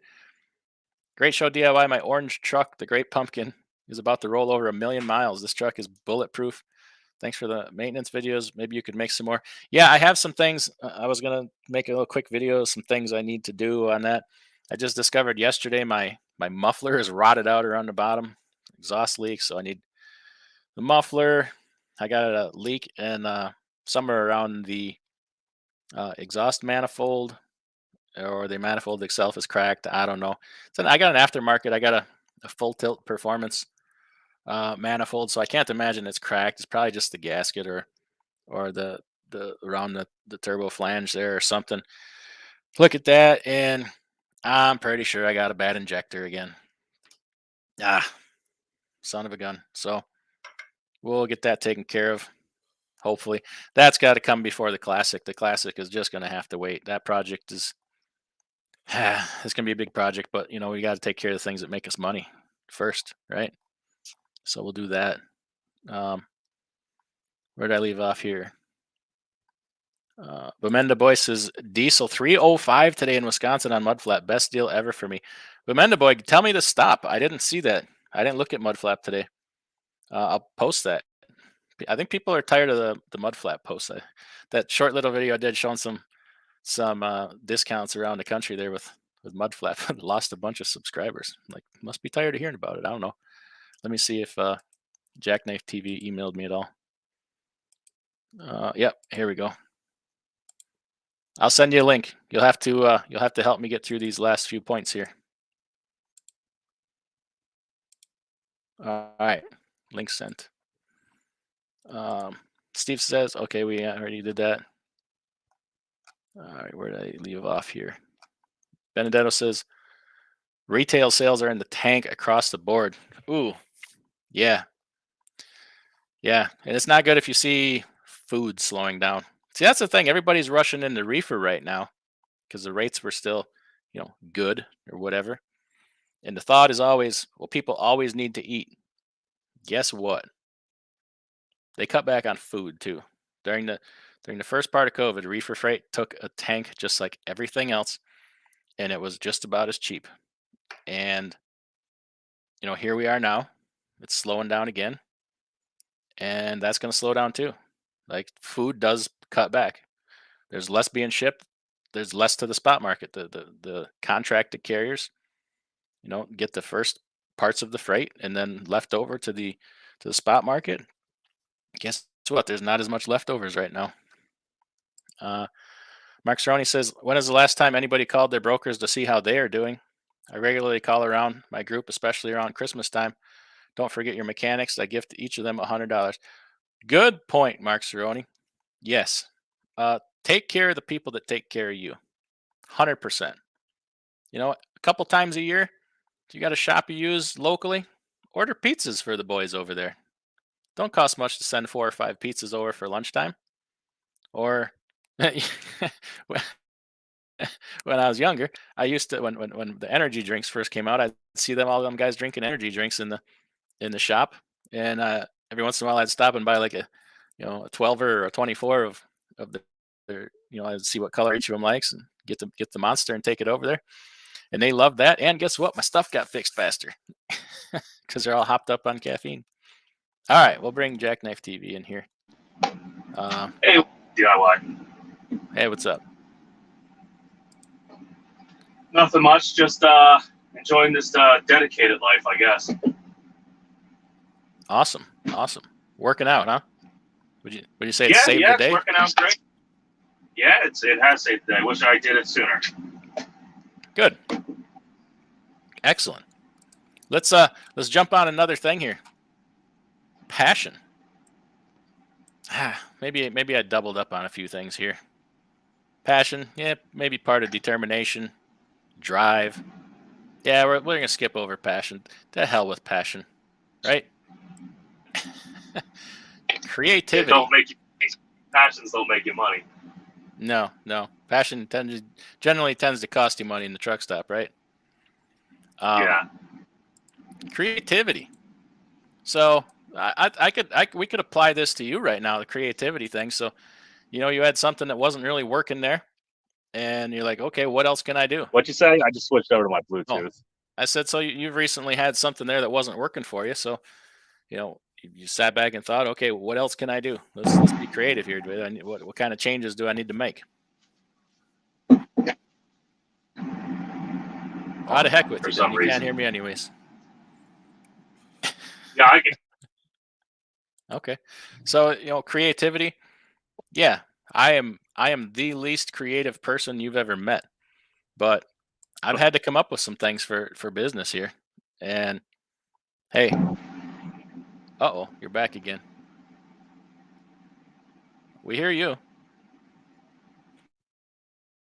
Now we don't hear you. Well, you'll get your audio sorted out. We'll just keep going. I lost audio altogether. No, I hear you. You're perfect now. Oh, you were perfect there for a second. All right, I lost my train of thought. Let's just skip to the last one here and wrap up these here things, because I'm losing my train of thought here. Resilience. What the heck's going on here? You sound perfect here. Can you hear me? Ooh, we just slammed the brakes on the live stream. So I'll just continue on as if nothing's happening. Ignore the man behind the curtain. Resilience. This goes along with those days when you're feeling beaten down, when you've had a bad day, when you had a couple days in a row where you can't book freight, maybe drivers are unhappy. Nobody's really seems to be happy with anything you're doing. You're not happy with yourself. Maybe you're a little short on money. Maybe the interest rates went up on your variable rate loans for your business or equipment, and you're like, damn it. I guess I'm done. And you're like, want to go end it all. And then you sit down and you're like, hey, before I decide to throw it in towel, let's actually do the numbers here and see if it really is the end, right? You talk yourself back into it. Oh, I'm gonna stick with this. We're gonna see this out, because it's easy to give up. We hear you. There we go. No, it was it wasn't connected to Bluetooth headset, and I was going back and forth between speakerphone and the headpiece. I don't know. It was So we're talking about giving up, and giving up's pretty easy, isn't it? Yeah, it can be, especially if you just keep yourself around negativity all the time. Yeah. That's the first downfall of I would say any business. When things start going south, you start you get a few bills behind. Next thing you know, you're like, screw it. We'll just look, they can come repo the truck and blah blah blah, and next thing you know, you just letting everything go. So you went through a bad stretch there with some breakdowns, mechanical stuff, and I heard you say several times, like, if one more thing goes wrong, I'm done. Then one more thing would go wrong, and you'd fix it, right? And pretty you're much. Like, screw this. This is so stupid. What am I doing? I'm like, my wife's mad at me. I'm done. I'm gonna go company driver. But you were resilient. You stuck it out. You figured out another way. If you hadn't had the resilience, do you think you'd have found the opportunity you have now? You'd have been done a long time ago, right? No, I probably wouldn't even been looking. I probably would have just waited for the tow truck to show up one day. So as many times as you like verbally threw in the towel, right, on YouTube, where things were just going wrong one after another, what was it that made you stick it out? I guess not wanting to give up. Like I said, even my previous videos talking about the car I was with, I kind of just wanted to hang in there and hope it got better. To go this far already, and there's a certain kind of like a self-reliance, I guess you want to say, to accomplish at least even though it's not technically, it's not really hard to get a truck and jump into this. That might be one problem with the whole industry, but to actually accomplish your own things, like when you work for yourself, there's a big difference at the end of the week when you look at your settlement or your check or whatever, you profited than if you're working for somebody. That it's based off of what you actually put into it. It's almost, I wouldn't say pride, but accomplishment, I guess you could say. There's a satisfaction in knowing it's your baby, even when things are bad. It sucks because it's all your baby. But when things are good, you're like, yeah, I did that. That's mine. Well, right? The old way of, like, you worked for a company for 20, 30 years, and maybe someday you'd be the manager or step up, or at least like a supervisor or foreman. Those days are pretty much gone. They usually, the hard workers, the overachievers, they're usually not the ones that actually get that anymore. It's always it's always the knee pad guys. Yeah. No, it's true. The people that have been there a while cost you a lot of money, and if you feel you can save money and bring in newer people that'll work for less, and you work for less, naive enough to do what you're told, hey, mindless robots. what a lot of places want anymore. We got comments. Truck driver says, "Hello, I like your OTR performance devices video you made." Oh, thank you. Appreciate that. We're still a couple guys still using them. Real happy with them. Good advice. I don't have to worry about that. No. There you go. Scott says, "Be the change you want, provide the service you want." There you go. You can't control what anybody else does, only what you do. And hey, if everybody thinks there's got to be a change, who's going first? Be the one that goes first, right? Tennessee One says, "China's exports, I hear, down 90%. Oh my gosh! Expect it to get a lot harder out here." Well, they're selling containers left and right now again. You can buy containers cheap again. If China's exports are down 90%, think of the ramifications that even other than trucking. When you go to the store, what the hell is there going to be there for you to buy? Well, that's probably one reason why we all know. like dollar stores are charging more now too. That's all Chinese trinkets and stuff. What are they going to have if the stuff ain't coming? Whatever's sitting in the warehouse, probably still from COVID. Yeah, and when that runs out, then what? I mean, wow. If that 90% number is true, that is, I had not heard that. I don't even know if it's true or not. That's devastating. That is, that's scary. We better start making something real quick, because people don't know how much of our food even comes from China. We barely make our own flags. We don't make our own flags. Yeah, Mark Cerrone says, "I closed a deal with a broker last week, and when I found out they're only making $118, I cut my rate $200 so they can make a little more. That's never forgotten." You're right. You're man. Well, kudos to you, man. That's how you freaking establish a relationship right there. Come on, it says, "Will Cash be using friction eliminator at his massage parlor?" He will not, because let's be honest, more friction, the job's over sooner. He can turn more customers.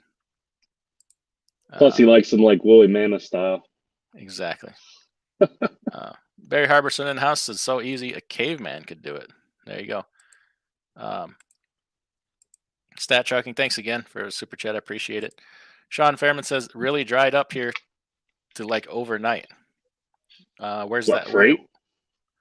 I'm thinking it hit the something hit the skids yesterday and today. I'm seeing it in my load tenders, and complete strangers calling me for freight. In the last 2 days, I've had 5 people. I have no idea where they got my number. It wasn't from YouTube. It wasn't from the brokerage. Guy called me from Colorado, 2 from the Carolinas, and then 2 local, two here in Wisconsin. I'm like, what the hell's going on? And then I started asking. They're like, "Yeah, my gig, like they cut it. It's no more."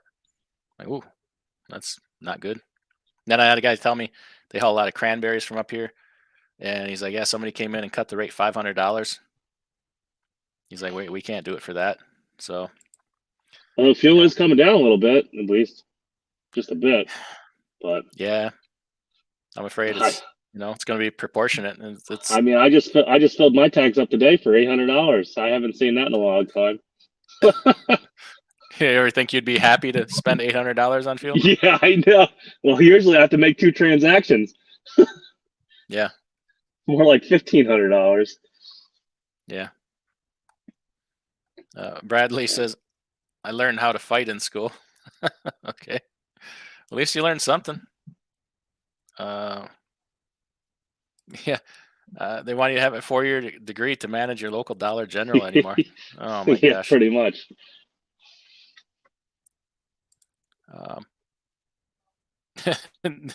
Dan's Outdoor Adventures says, "This is DIY's love stream." I like it. That's funny. Ronald Slisky. Hey, I checked out the video you sent me.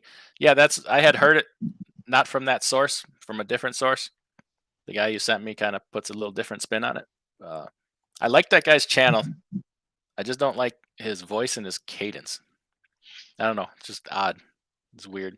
But I like the information. It says, "Not living beyond the numbers. Always keep financial burden low, limited, and realize the more you want leads to more cost." Yeah, let's see who this. I think some scallywags coming in here. We'll see if his camera picks him up. Michael White, there you go. Thanks for coming in. If I get my fuel for free, would I still have What's to he, pay IFTA? Absolutely. You What's still he have to fired pay up the IFTA. dial up?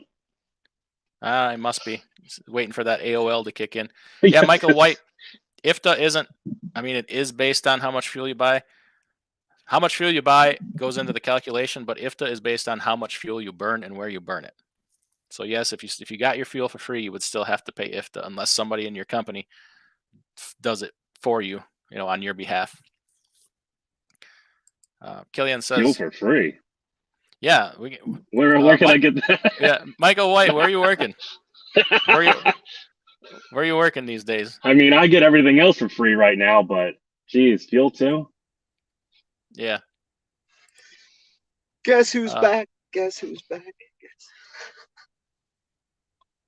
What just happened here? Oh, little M&M. Guess who's back? Oh, I love M&Ms, especially the peanut butter ones. They can give you cotton I was mouth. gonna say that. Killian Striking says, Fate, you left out one word, rock star, more like crack rock star. Oh my gosh. I have no idea what he's talking about. Me neither. He's on the crack rocks. Come on with it says, I'll always love Shannon Thomas Trucking because she optimizes optimism. Yeah, she's one of the happiest people you ever meet.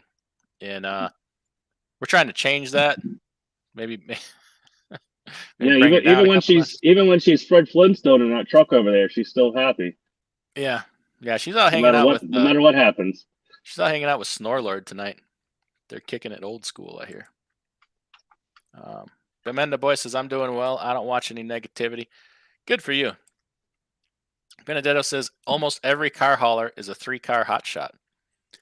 Well, why though? I mean, you can make so much more with like an 8-car or 9-car Stinger. Is it the qualifications? Is it? They probably don't want to go CDL.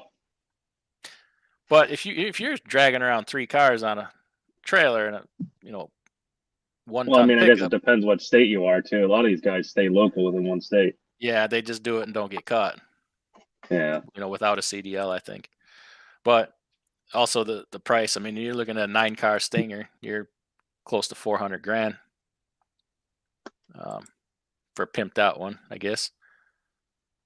Jackknife TV, I'm doing well. Just got my first check from going dedicated. Netted $4,800. I don't gross a lot, but I don't have any cost. That's the way you do it, man. See, even you see guys at 10,000, 13,000 a week. Don't mean a hill of beans. It's that bottom number. $4,800. I bet you'd take that every week for the rest of your life. Yeah, well, I don't know about for the rest of my life the way things are going, but with inflation, that'll be $48 next year. Yeah, I was gonna say I might be able to buy a Jolly Rancher or something next year. Yeah. Positive people, positive thinking. I didn't say anything about trucking. Trucking, yeah. The Grumpy Trucker says, whatever happened with Vic Med's box trucks? I don't know. I haven't seen him talk about that in a while. I think he's still doing it. He's got a lot of specialty hookups out there. Turned it into an ice cream truck. There you go. Diego says, still making $47,000 non-CDL. That's pretty good. That's pretty darn good. Dan's Outdoor Adventures. I just started Hotshot 3 months ago in preps for retiring from my government job. There's loads. I just can't take that much time off. Okay, so it sounds like the hotshot market is still moving. See, I don't know a lot about these specialty things. People always ask about box truck. And I'm like, I don't know, man. That's not even like part of my world. I know it's done every day. Okay, take a picture, a timestamp to match your ELD. Okay, for a PC. Ryan Brandenburg in the house. What's up, big dog? Hey, thanks, Ryan. I haven't seen you in a little while. Diego says Texas to Michigan and Midwest for that hot shot. Okay.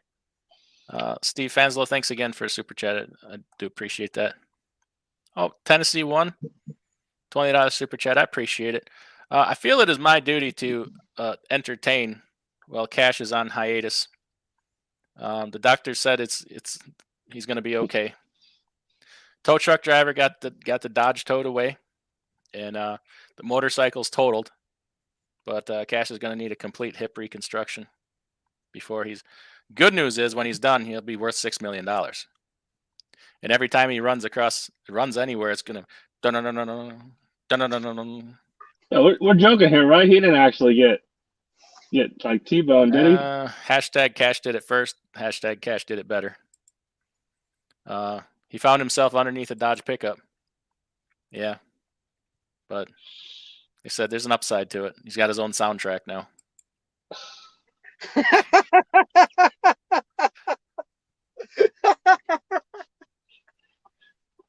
Is there a subscribe sticker underneath that pickup truck? Mm-hmm.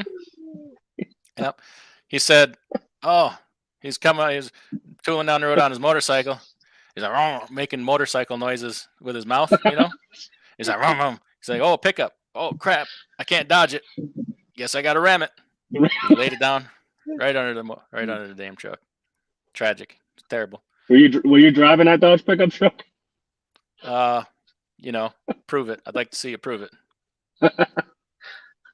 WCF Invader said, I watched Sage's last live stream and I was very disappointed about how he was calling people out. I like how you and Cash do it and talk strategies for improvement instead of calling out others. Yeah, the whole calling people out thing, like, whose job is it as a grown man to call anybody out, right? It's nobody's job to call anybody out. Like, you got to let people have their opinion, because if you want your opinion, you got to let other people have theirs, number one. And number two, it's like, if you're going to do that, then you have to accept the consequences. Some people might not like that. And it's, why? Yeah.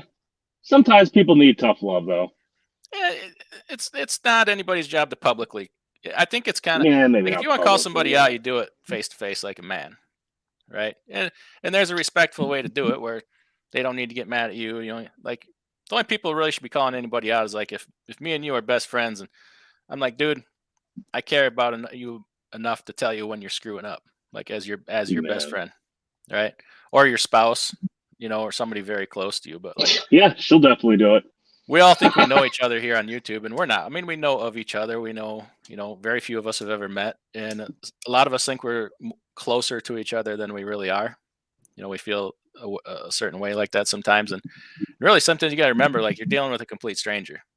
You don't even know if they're the same person off camera as they are on camera, and you're playing in dangerous territory. If you ask me, I guess that's true a little bit. Yeah. Plus, like, if you're trying to grow your channel, you don't really want people seeing that and saying, oh, I don't want to be a part of that. You know, if they were going to advertise on your channel or promote your channel or whatever, it's hard to take your channel places if you're going to do that kind of thing. But, you know, as much of free speech, hey, I support his right to do it if that's what he wants to do. We're just tonight we're bringing some positivity. We're bringing, number one, positivity, and number two, we're bringing sexy back, just in case you other brothers didn't know how to act. Yeah, I tried making a decent positive video the other day about surviving 2023. That was way funnier than what it got. Come on, nothing. No. What does it take to make the Jackknife TV chuckle? Cash did it first. Did he really? Did he? No, he didn't. No way. No way. I'm claiming that one. I'm triple stamping, trademarking that son of a gun. You can't triple stamp a double stamp. You can't triple stamp a double stamp. Dumb and Dumber. Nothing. Damn, I can't make you laugh, Kevin. Damn it. It's almost like I got nothing the last 50 years. Bendetto says, if it's interest rate sensitive. I've seen a lot. You know what I mean? Yeah, I bet you have. Yeah, if it's interest rate sensitive, it's negative growth right now. Yes. And, you know, if you want to see something change, you know, what's the next quarter going to look like? You just step back and say, okay, here's what it is now. What's going to change that? I don't see nothing really. I mean, people make the case, okay, in January, new administration takes over. What can they really do? Not a lot. It would have to be a clean house scenario. Yes. And you know how that goes. So. And we do a lot by executive order right now. So I don't see interest rates changing other than probably going up or staying the same. At best case scenario, they probably stay the same for a little while. Inflation, they don't have a grip on that. To be honest, though, with interest rates, it's either one or the other. If you raise interest rates, you usually, you know, kind of plateau inflation. So I mean, It's either you have inflation take off or or you just have hardly no growth, one or the other. But we're kind of in a problem right now where they've injected so much money into the market, you probably can't pull it back out with interest rate hikes. They would have had to What start is raising this guy interest rates way doing? before they did. Oh, no, Can I would back think into you? 10% on a 30-year mortgage is pretty. When my father bought our farm in 1974, his interest rate was 18%. Yeah, see, Yeah, what's the I interest think rate on one of somebody's those $300,000 Peterbilts? probably about 18%. Well, I talked to my Mac dealer guy the other day, and he says, "Hey, we got these trucks and we're cutting the prices. We're blowing them out by the end of the year. Make me an offer." I'm like, "Damn, I really don't have a use for one right now, but this is just what's the terms?" He's like, "We're still at 20% down, 20% interest." I'm like, "How are you selling them?" He's like, "Well, we're not. We're cutting the price." There's a guy on Facebook called Dave's Commercial Truck Sales. I think he's a salesman for MCH Kenworth out of South Carolina or something. He's they're saying zero down. They're saying zero down or up to 10% down for like, I don't know, $100,000 T660s and stuff like that. What interest rate? Oh, who the heck knows? That truck's got to be horribly overpriced. They got to equalize some of that at purchase. I mean, they're going to get hung. That's the only, I didn't bother calling them because that's the last thing I need is a $1,500 a month payment. I'll keep my $800 payment right now. Yeah. What happened there, Fate Truck, and somebody about to back into you? Yeah. Well, he does have Crest next to him, so CRST. The lack of training in our industry is absolutely horrendous. It is horrendous. Nah, not the FMCFA doesn't say that. I saw a thing today. Did you see today that they've said they're going to allow, what was it, up to 3,000 18-year-olds in the pilot program to travel interstate? 1 second. You guys talk for a second. I got to take this call. Hey, don't you need a new hood, F8? You need another one? Need a what? Don't you need a new hood there, Scott? Another hood? I'm going to, yeah. It's getting rough out here. Next one, you can put flames on it. Yeah. No, I'm not going to do anything else to this truck. Next purchase will be a different truck. I'm a little bit more optimistic than everybody else. I mean, I've shared before, like the very hard times that I've suffered in my life. I remember back in like 2008 losing my job and, getting laid off, and I lost my house. I went like nothing losing your that 401k and nothing that I'm experiencing right now is even close to what I experienced in 2008. No, it hasn't got that hard. It hasn't hit my personal, like, I guess you want to say personal wealth much yet, except for my like stocks and stuff and my 401k. That's about, but that's every time it gets like this, that happens. That happens every 10 years. I mean, yeah, my dad lost a lot and then gained it all back. You know what I mean? Like that's normal. That's I like there's always fluctuation in markets. If you look hard enough and do your research, you can find a niche still within trucking to just go. You're not going to be making the, like I said, I was doing $5,000 from Chicago to New Jersey there. You go back a year ago, you're not going to find that anymore. But, you can find a niche to where you can just sit, relax, don't have to stress, don't have to look at the freaking DAT board every 5 minutes. And you can that's still out there for right now. To me, it's like a godsend, I think that's kind of what DIY and Snorlord brought up a little bit earlier about following leaders, or like having that leader mentality. And people want to follow leaders or learn from leaders. And, I mean, if you built your business, if people, and I don't fault them for this, it's just like when you're buying a house when interest rates are really low, you're probably going to overspend on your mortgage. Because interest rates are low, your mortgage payment's going to look low. Hopefully you're not on an arm, But Yeah, I was gonna say, hopefully you logged in and then you're going yeah, alarm. you know, you, imagine, you could barely make it before, and yeah. but I didn't buy a very expensive truck. I didn't, you know what I mean? Because the people that I followed that were my leaders were like, hey man, this is so abnormal. Don't fall in this like thinking that this is the new normal. And thank God. Like, Well, there were a lot of guys out there that were just saying, "Show me the money." They weren't putting like a stipulation at the end of it that, hey, this could end. Well, I didn't think it was going to end as fast as it did. To be honest, I figured it would eventually, slowly, gradually plateaued, probably in the next year. But technically, I would say within a 2 or 3 month period that, in some segments, the market totally just dropped off. And especially in certain areas.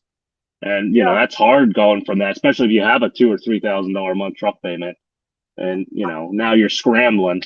yeah, markets definitely softened. I think the thing that hurt me the most was how quickly the fuel rose too, especially for Yep. the lanes I run, like out into Pennsylvania. Like I remember you talking about that, and then I got out there. I'm like, holy crap! It's almost $7 a gallon. Like, Well, you didn't like that $7 a gallon fuel? no, I didn't buy fuel. I still haven't bought fuel in Pennsylvania yet. They ran they ran out of the Vaseline bottles they used to sell it right there. When you would buy the fuel, it'd be on top. You would grab one. Yeah. Yeah, talk about you're talking about mortgages and stuff. So let's go back a little bit to when Russia and Ukraine, right? So I just made a deal on 4 trailers to buy.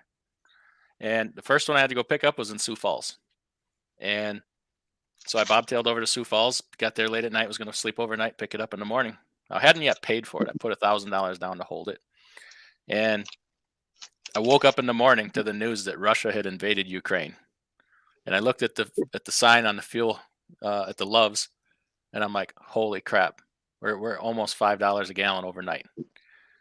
Dude, I sat there shaking in my shoes, wondering if I should still sign for them 4 trailers, And that was a hard freaking. That was one of the hardest moments for me, ever in my business, and it was a big expansion. And I'm like, well, I think the world is over right here, right now. Well, I guess not. So I went and did it. It worked out well, but I tell you what, man, that was a moment for me of, like, you talk about all these things we just talked about of, optimism, responsibility, willingness to learn, discipline, drive, patience, aspiration, self-confidence, leadership. That right there was all of them rolled into one. That was a scary freaking moment for me. I don't know. I was sick to my stomach. I don't know what possessed me to follow through with it, but I just figured, okay, this is what we do. We're in trucking. These trailers were a good Perseverance. deal. Yeah, here's what we do. Plus, I was pretty sure I could flip them all the next week for 20% more. More. But Yeah. that was a tough moment. When I first got my authority there, right before the big bug hit, I was all gung ho, let's go. And then when it hit, I was like, man, I guess I better put this on hold. I almost wish I didn't. I probably would have made more money than I ever made before, and the breakdowns that did happen with this truck would have been nothing. I could have easily just not even thought about it and took care of it. But I waited, to see if it would blow over, and then I hopped on, and what was it? I got back onto it in August. August of last year, and by then, it like I said, I thought it was going to be, into at least the summer of this year. I figured it was going to last, and it tapered off around April, I would say. Yeah, right. Well, that was when. Well, it was before that. It was March when the invasion happened, I guess. Come on, it says I absolutely love the MUDFLAP app. I saved over $1 a gallon on my last 3 fill-ups. Ooh, come on, wait it. Promo code DIY Semi. There you go. Talking about fuel, take IFTA out of the fuel I purchased yesterday. I got fuel for $2.74 in Illinois. Nice. Hey, did you happen to look at your last fuel statement for this week that I sent you yesterday? For last week? I did. Did you see that one fill-up on there? Yeah. You saved like $280 discount on that fill-up. I saw that. It comes out to almost $2 a gallon. I don't ever really look like this sounds so bad. I very seldom look at my settlement. You know what I mean? Like I bank on that. I look at them at the end of the month when I do my profit and loss, but for some reason I open that one. But you know what, man? I'm awake right now. I want to drive, so I'm gonna keep heading to Minnesota here. Okay. I'm sorry. No, it's all right. You just want to leave so you can come back in with another Eminem song. Yeah, he'll come in at like 10 o'clock at night and do his own song live. Yeah. I just want to drive. I'm awake. That's He's fine. Wants to talk crap about the island. Be safe. See ya. Yeah, what was it? Oh, good. Where is it? Let's see. Pump price was what, $4.95, and I paid $3.25 for it today in North Carolina. Yeah, I think there's a TA in Milldale, Connecticut. I think he had $1.80 a gallon off. It turned out to be $279 and change for the discount. Scott says, "Dagnammit just went through Hooker, Oklahoma. No dang happy hookers. Used to go through Hooker, Oklahoma twice a week. Should have got a shirt. Stop at that little Love's there.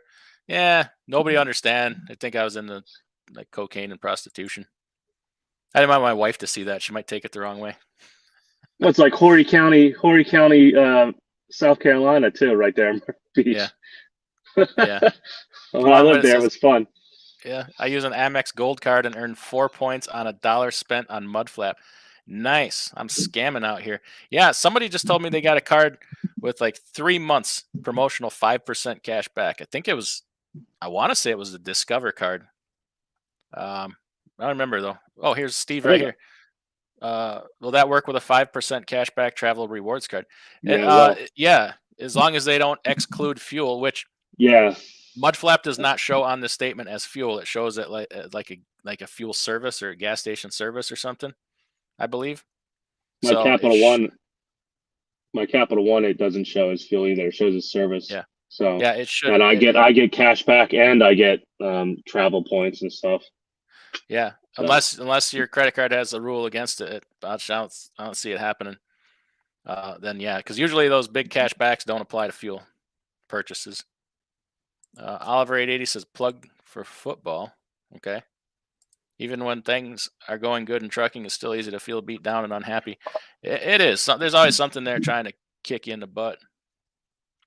Well, it's like what you said about the going from company driver to being an owner operator. You know, all those breakdowns or mishaps.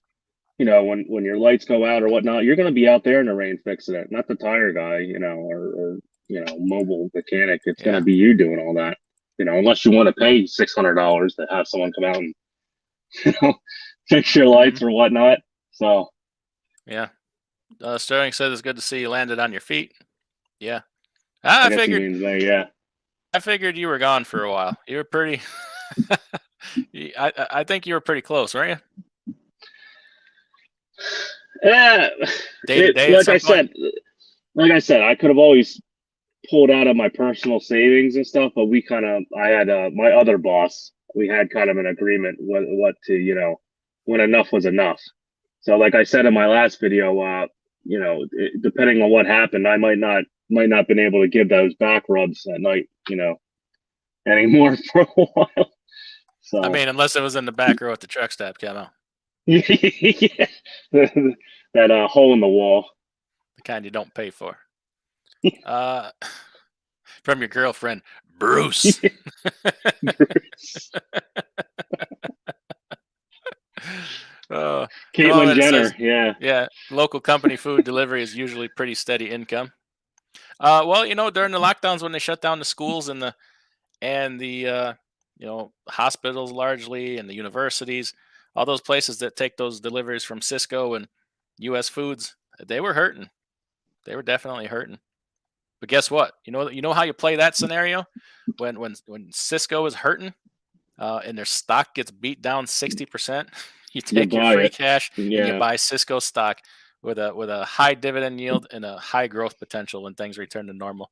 So hey, there's a silver lining in every cloud, isn't there?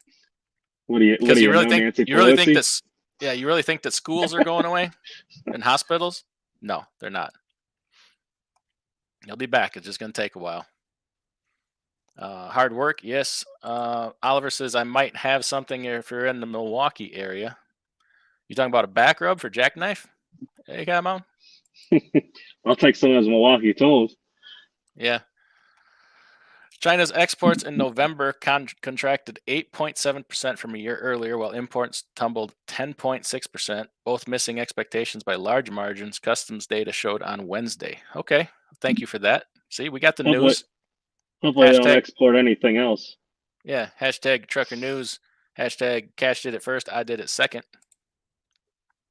I'm going to do that now. Hashtag did it after Cash. Tennessee One, thank you, DIY and Jackknife. I've been PC parking that way for years. I watched Asian Mai interviewing an ex-DOT officer seemed to state PC for parking was the dense. Yeah, you know what? All these ex-DOT guys, they go in and they start these permitting companies and compliance companies. I want nothing to do with any of them. Well, I thought he had one guy on it. It was seemed pretty knowledgeable that one time. Oh, I didn't see that guy. Yeah, he actually had a DOT guy that was an ex-DOT guy that was pretty knowledgeable about all that. Let me see if I can tell this story very vaguely.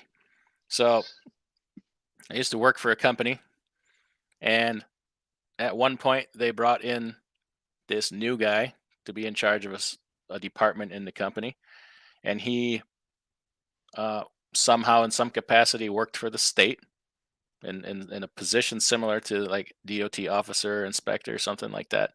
So you think you're getting somebody who knows all this. Well, guess what this jackwagon used to do? He would come in as a consultant and tell you everything you're doing wrong, and then hey, and then he would throw out these little nuggets of, oh, hey, I know Steve down in Madison, and he says this and this and that, and everything you're doing wrong. To put the thought in your head that if you don't do what he's going to tell you to do, he's going to blow you in to the boys in Madison. Real freaking jerkwagon. And he did this company after company, and people would they would give him whatever the hell he wanted to keep him from turning them into the DOT. When really what the things he was saying, that was a compliant company in the first place. They didn't have anything to worry about. Usually if you sign a contract like that, if he went outside and did anything like that, it would have been breach of contract. Well, that's why I didn't say it was. It was all insinuations. He did it, and he did it to a friend of mine. So there's these ex. I would have called internal and been like, "Hey, you guys want to catch somebody, do something for a change?" Well, he was an ex. He didn't really work there anymore. But he's there. It's just like that's why I don't like to get involved with these people, because they still have those connections and.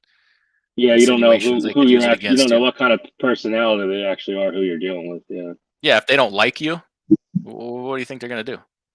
Yeah. Michael White says I stumbled on a hell of a contract, but can't capitalize due to breakdowns. Oh, well, I mean that's some hard decisions to make. Is it a contract good enough that you think you can make some investment in some different equipment and changes to capitalize on it, or how strongly convicted on it are you? Don't jump on it right away if you think you might not be able to do it, because you might lose that opportunity forever if you fail once at it. Yeah. Yeah. Shannon optimizes optimism. Ooh, that'd be a good hashtag. Optimizing optimism. None of your business. Good evening. Checking in from the recliner again. Yeah, I still got you.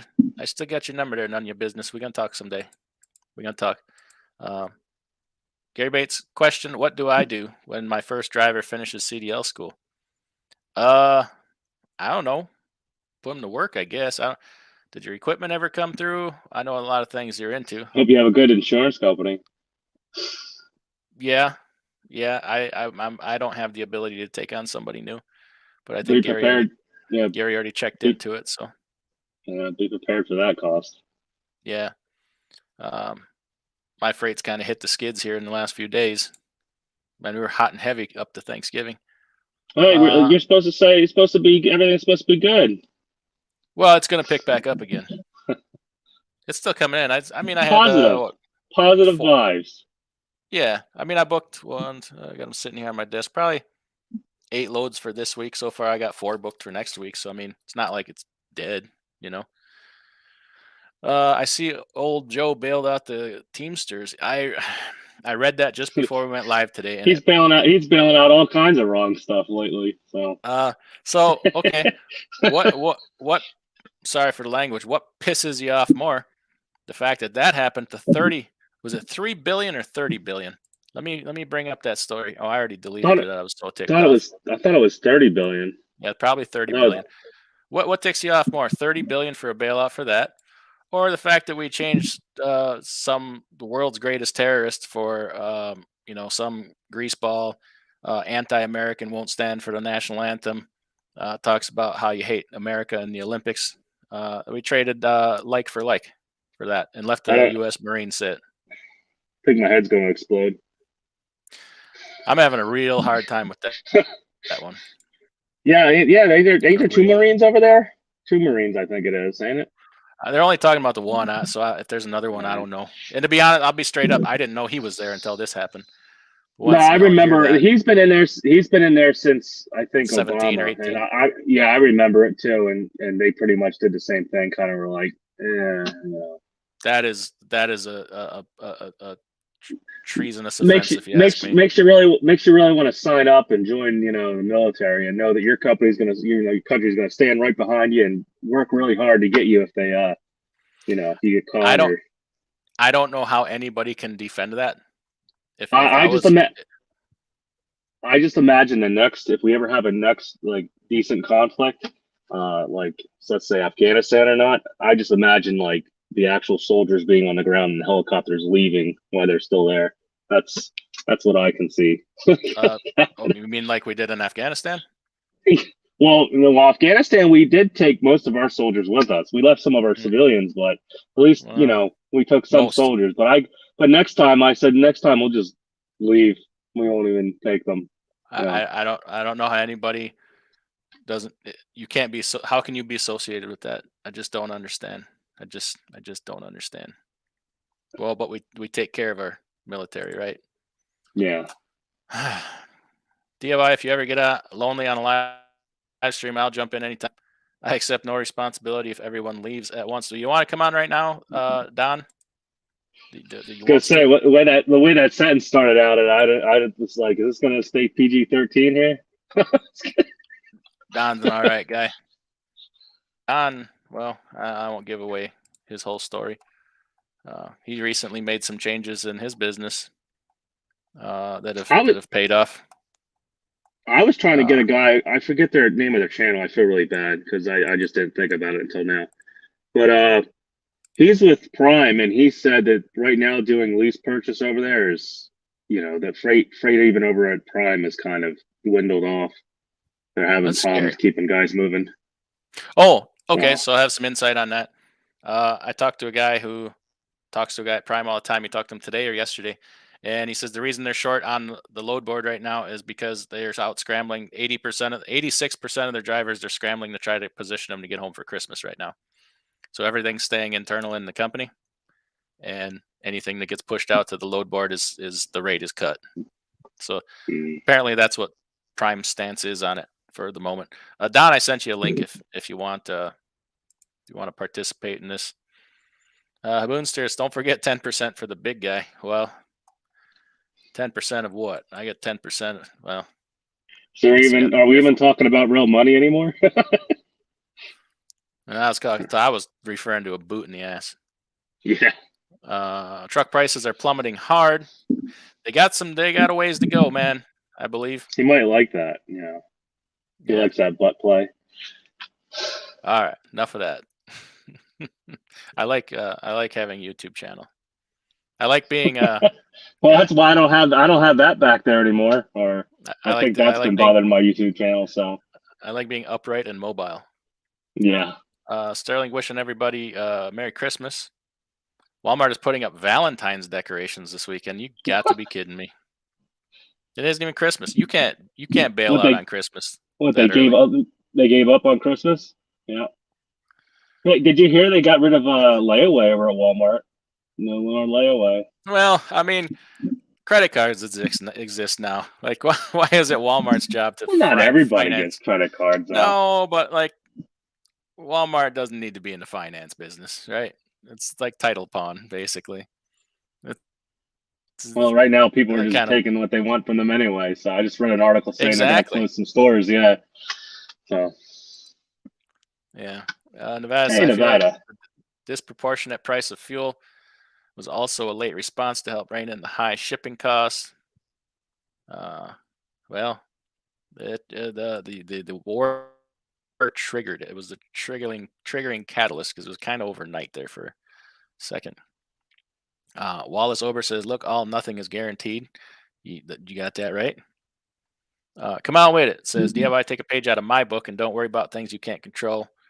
Ukraine and trailer purchase comment in Sioux Falls. Yeah, but you got to take it under advisement. Like, if something happens that changes, okay, something happens that changes the game overnight. We're talking. Okay, that's. You still got a plan. You still got a plan. You still got to plan your business strategy. Yeah. I'm not trying to make your comment insignificant. Don't get me wrong, but you're talking about that was a lot of money to me. That wasn't all a finance deal. I was writing checks, and if I got to sit down and write $180,000 check, and I just found out that like something major just happened, and I have, I also have to, like I said earlier, I have to factor in my responsibilities. I got people and their families that work here that I'm responsible for. I go spend all this money and put myself in a bad position, and now I can't meet payroll, or I have to fold because I'm capital poor. Then got to that's make sure you get back your ORI. Yeah. Like you got to really, when the numbers get big, you look at things in a different way. I know I do. Maybe it's fear and paranoia, but it's served me well so far. So that's kind of perspective I'm coming from when I say that. At a certain point, things just get a little too real. Like Scott came with me when I picked up 2 of the trailers, and he saw me write the check, and he's like, "Geez, man," he's like, "I don't know, that's a lot of money." I'm like, "Yeah, I know." How do you think I feel about it? Imagine you had cash. Had, not anymore. Here goes the neighborhood. There's a neighborhood. WCF Invader. How you doing? I'm gonna intentionally screw up your name every time I talk to you, just to make myself giggle inside. Don't worry, I think Cash does it all the time anyhow. Wickif Invader. How you doing? So how's the new? So are you willing to do you talk about like what you recently did, or is that a secret?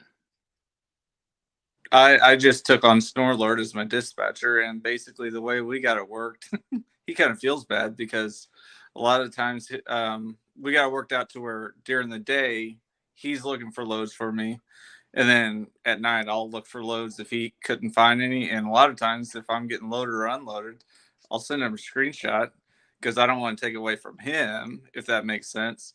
So I'll send him a screenshot, and he actually got me a really good one today for Monday, and he kind of felt guilty about it because he's like, "You did half the work."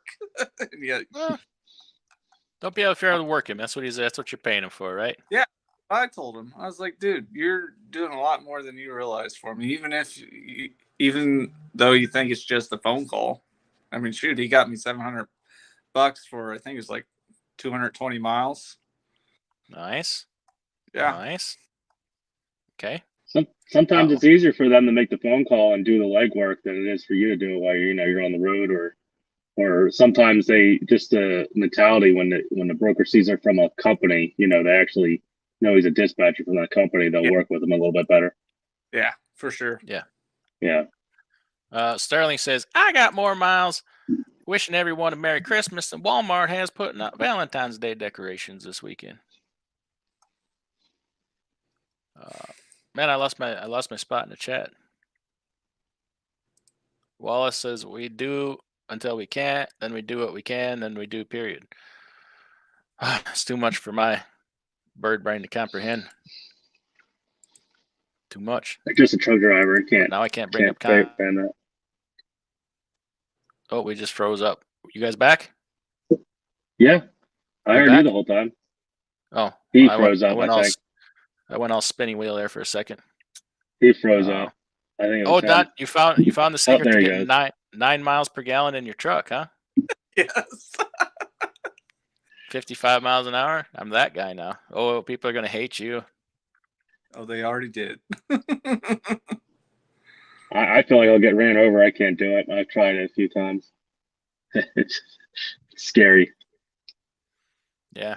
7Cs. I used MUDFLAP tonight the first time. Locations are starting to pop up here in North Carolina. Yeah, it's growing. I mean, they just added a bunch on the west, out west. That all those Maverick stops. It's getting big, and we knew it would. It just takes people to use it, and it's going to get big in California, and it's going to get big in the Northwest, and it's going to get big in the Southeast and in the Northeast. It just takes time. It's like everything else. It's like C.H. Robinson didn't have 10,000 loads a day the first day they opened, right? Yeah, I know It takes somebody some that time. wants to use it, but they want a card because they have employees. So They can hook them all up to the common charge card. I don't know Just if people want to go that far. oh, well, okay. Beast of Logan's is $4.59 here in SoCal. Dang, that's still pretty high. Still For pretty high. SoCal, it's cheap though. That's what I was thinking. Gary Bates bringing the brilliance like he always does. He says, "I got more kilometers making this post than you got miles trying to figure it out." That's good. That's good, Gary. Cash's Wildcat Refinery Distillery turns Wildcat urine into premium quality DEF. Ooh, that's the next business venture right there. I got more miles being a rolling roadblock than you got flipping me off for playing prime in the slow lane. You guys are getting the game. Could anyone recommend a good place to lease or rent a newer reefer from? Best bring your pocketbook, GH Yeah. Doctor. At least they're available now. Renting a reefer is not a cheap proposition. Renting or leasing. Not to say you can buy one cheaper, but you're talking like a couple grand a month. I was to doing. lease or rent It a was like reefer. $1,800. It was $1,800 for me for. It was a spring ride And- reefer too. Yeah, and then a lot of them put a mile hour charge on top of that. So Yeah. I mean, you could be. I know a guy right now that's paying $2,800 a month for that includes hours and maintenance for Oh like yeah, a yeah. They five-year-old do. reefer. I I know. I saw a Prime. They were advertising reefers that they were renting or leasing out, and yeah, they were doing like geez, it was like 50 cents every or 25 cents every hour or something. I was like, oh man, that's gonna climb quick. Yeah. I mean, if you can pull it off to buy one, if you think you're sticking with it, I'd probably look to buy one. Because damn, people have asked me to rent reefers from me or lease them to them. And just my response is like, you ain't gonna like my price. Like I can't even give you a fair price, like a price I feel comfortable with. And the price I would give you would make it so it ain't like you couldn't make it because it's so freaking expensive to buy them and operate them now. I think a lot of people don't understand that are looking to buy a reefer, like the real cost of owning, slash buying. Maintenance is reefer almost pretty as high. much as a truck now. Yeah. It's up there. I mean, especially if you don't take care of them. Especially if you're Wallace calling is, up especially if you're calling up the dealer all the time for parts and service. yeah. Wallace says these trucking shows are depressing. Keep it up and start some comedy sketches. Ooh, we need Cash in here with his bucket of corn and his bikini girls for some comedy. We miss Cash. Rest in peace. Rest in peace, sir. He'll be back. Meanwhile, you're stuck with me. Ugh. Can't imagine what that's like. Oliver says pretty much all other unions hate the Teamsters with a passion. If you ever talk to a Teamster leader, they are dirtbags. I was Teamster for 2.5 years and didn't much care. It left a bad taste in my mouth. The only people that got any kind of help are the ones that didn't deserve to have the job. I never had any luck with unions either. I had one union that was like a no-name union that actually seemed like they were, fighting for you. The rest just seemed like they wanted a piece of your paycheck. Yeah. Whenever we asked, when a contract would come up, they didn't want to do nothing for us. They wouldn't even ask. And it was just like, it seemed kind of pointless to me. Because the place, if you did your job, they left you. They didn't hassle you anyways.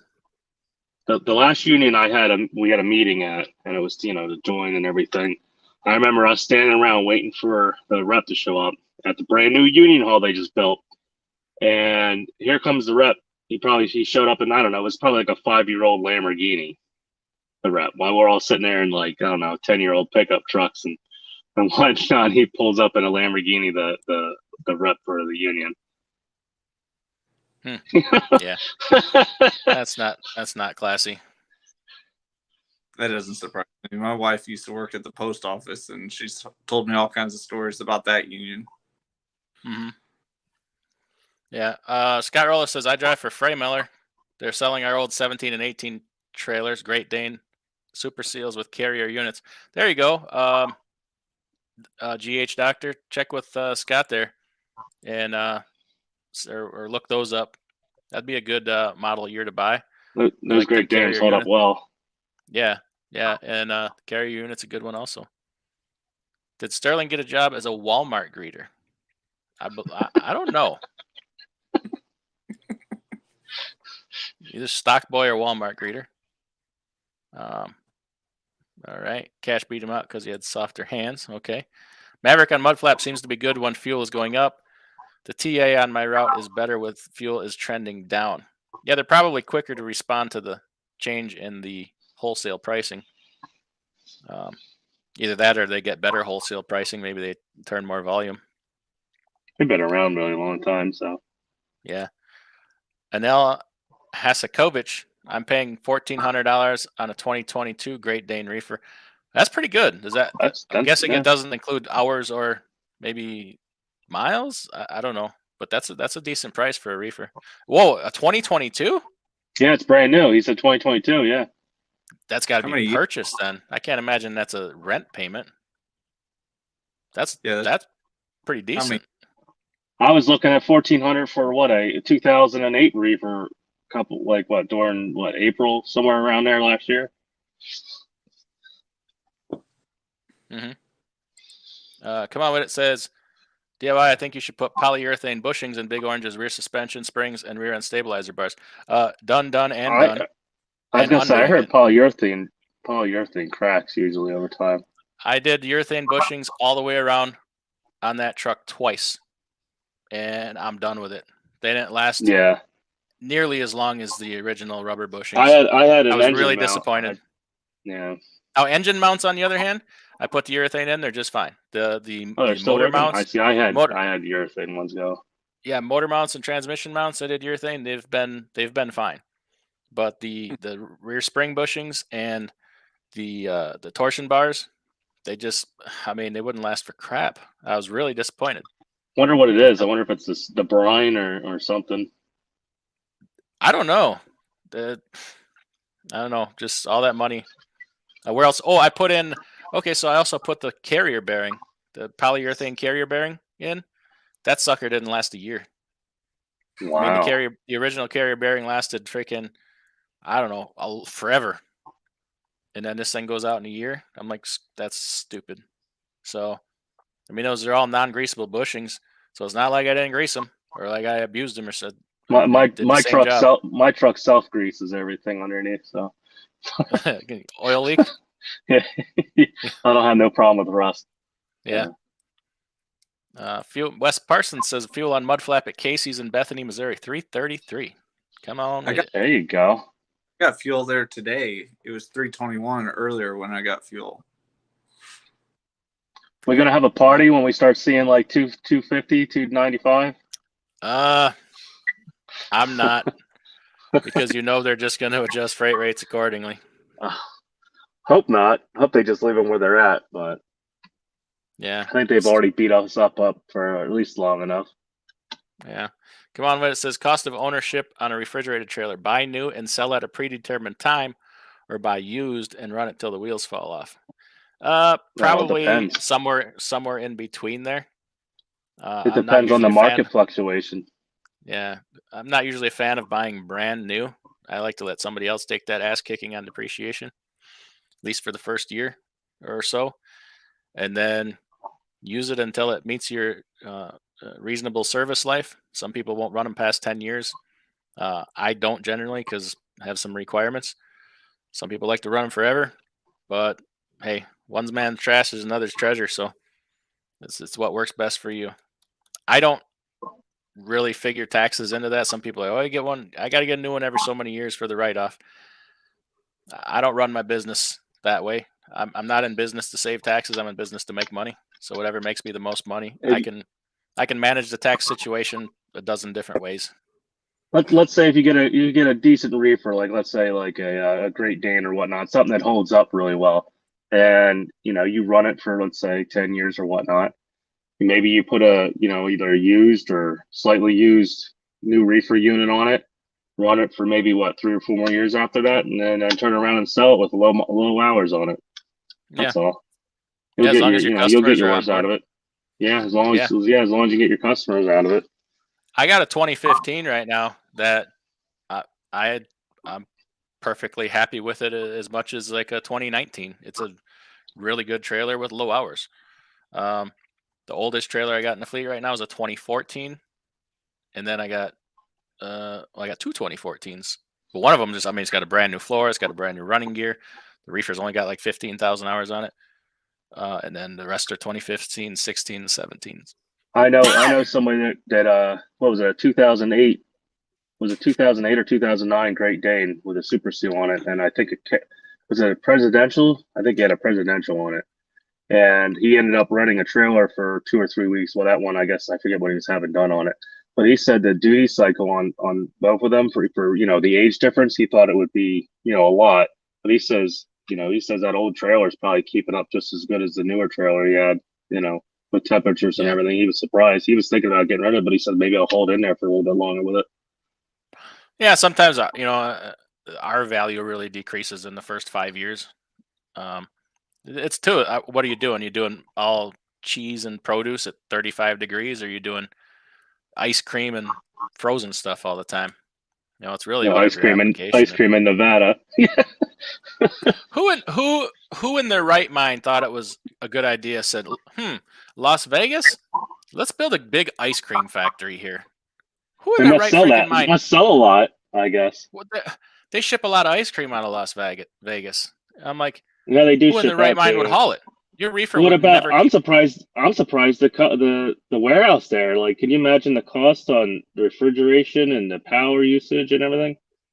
Yeah, if it's 120 degrees outside in the summertime, you're not holding temperature at 20 below. I don't care if you got a high capacity Great Dane with a freaking Everest package. That reefer is going to scream all day long trying. Yeah, how do you keep it cold before you get it in the dock? They better I think have they have the doors that open. They have the doors that open inwards. I think a lot of places are doing that.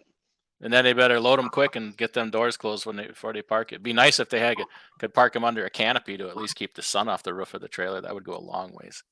But you still need some airflow. I don't know. Why not build it in Phoenix? I mean, why not? Whatever. Death Valley. Yeah, exactly. Death Valley Dairies. Okay. NL says it was a purchase. Okay, that makes a lot more sense. It's not a lease. New equipment you'll be hit with FET. Yes, you're absolutely right. I'm not paying $20,000 in FET or 15 or whatever you're going to come out on a truck. Let somebody else pay that, man. But the government needs it. Well, they can get it from somebody else. Come on, when it says I had polyurethane installed last week. Love the ride so far. Atro is the brand, and I'll let you know when I fail. Yeah, I had Atro bushings too. Yeah, they're nice. They do work nice. I know the engine mounts there were really I barely even knew the engine was running after that. Yeah, crazy Uncle BOC. Good day. What's crapping, fellas? That's my BOC impersonation. What's crapping, fellas?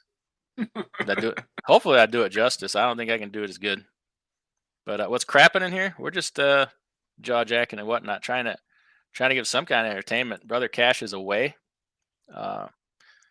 He went to visit a Buddhist monastery, and he liked it so much he decided to stay a while. So he says he really found some direction in his life. You gotta give up all your assets and valuables. He ain't giving up cash. He ain't giving up that megaphone and his bucket of corn. I'll tell you that. He'd be a fool. Especially that megaphone. Yeah. So he'll come back with a bald head and wearing an orange tunic. But he's going to guess what? He's going to be a kung fu master. So there's that. Naga Express, what's a good starter truck for new owner operator or solo carrier? I'm boggled by the options of a lower price truck with 700,000 miles, or go with 450K and pay 60,000. Any good 30,000 trucks to recommend? Well, trucks are getting cheaper, so there's that. Probably January. Have or a really February. good, have a That's really a- good inspection done. Yeah, it's and a what you're good getting for repair your shop money. on retention. Yeah, it's a Yeah. shit show. Anything could happen. And it's what you can afford. Don't saddle yourself with a payment you couldn't afford if you go through some tough times. Yeah, you might still have to make repairs on that higher cost truck too. Everything's going to need repairs. Yeah. Everything breaks. If it's a machine, it breaks. So, factor in a lot of the other factors too, what you can afford, what you're getting for the money, your service availability, parts. You got somebody that can work on that there locally, and don't put yourself behind the 8 ball starting out. Just remember, nothing has to be forever. If you buy a truck that is cheap and it gets you through 6 months or a year, hey, you can upgrade. You don't have to be married to that thing. I think it was because the second probably month short. I lost. Yeah. But Yeah, second month I lost $6,000 in the power divider on this thing. I didn't have money sitting in the bank, Yeah, that can cash happen. is. I hate to be cliche, but cash is king, man. Like, don't short yourself. For sure. The number one reason for businesses failing in this country is lack of capital. It's not, even in trucking, it's not breakdowns. It's not whatever. It's lack of capital. So just remember that. Put yourself in the best position. And then sometimes money, even throwing money at a problem, sometimes can't fix it. Look at all the problems that we had during the when things were not being made and couldn't get parts and stuff. Yeah. And Al says, I did a deposit in January of 21. I got the trailer in August of 21 and paid $84,500 for a reefer. The price jumped to $2,500 at that time, and I was pissed until I found out that I was lucky to even get one. You probably could have flipped that thing for 120. I've seen new reefers all the way up, like stainless ones, up to 140, 150. Probably could have flipped that brand new trailer at $84,500 for like 120. There was people trying to sell Hyundais for like 140,000 and stuff. Yeah. Yeah. And he must have got right before it went up. 21 was the time to buy. Yeah. That was right about the time I got my dry van. You know why I'd never buy a Hyundai? Because I've been in a Sonata. That's why. I'm not even letting them put the name on my trailer. Don't you like that door chime? No. Old school, new school. My utility with a Carrier 7500 does really well, holding -20 in hot temps and sun. Well, damn it. That's, oof. She got to be working though, man. Like in the Vegas heat, 100. You're talking about 140 degrees below ambient air temperature. That thing's got to be screaming. But hey, that's a good trailer if you can pull that off. Johnny, I'm an owner operator doing dry van, and I got a load of 1,150 miles for $2,100. Is this good pay? Well, I mean, where you coming off the East Coast? That's good pay. As long as he's not going into Phoenix or something. Yeah. Depends on the area. If you're coming out of Wisconsin, that's probably average. Yeah, if you're coming out of Wisconsin, Chicago, that's probably average. Maybe a little below average. But if you're coming out of Florida, you just hit a home run, sir. Yeah. Don't tell anybody. All right. Naga, this guy is a. I was gonna say, be careful with that. Detroit. Yeah, for $37,000, that's pretty high though.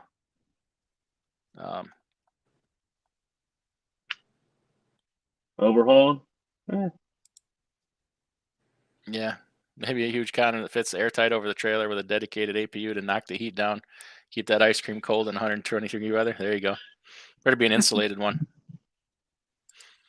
It's a load from Valdosta, Georgia to Des Moines, Iowa. That's a good rate out of Valdosta. Yeah, you hit pretty much, about $2 a mile out of Valdosta right now. That's you might as well be in northern Florida. Yeah, you're lucky you got stuff. I've heard it's been really slim pickings out that way. Yeah, I think you did well. I think you did well. I won't say Keep anymore. keep that broker's name and his number. I won't give out my secret, but you could get $3 or $4 a mile load out of Des Moines area. That's all I'm going to say. No, you're going to say more. You're going to say it right here, right now, sir. Yeah. You're going to say it. You're going to say it in a private email. Is what you're going to say.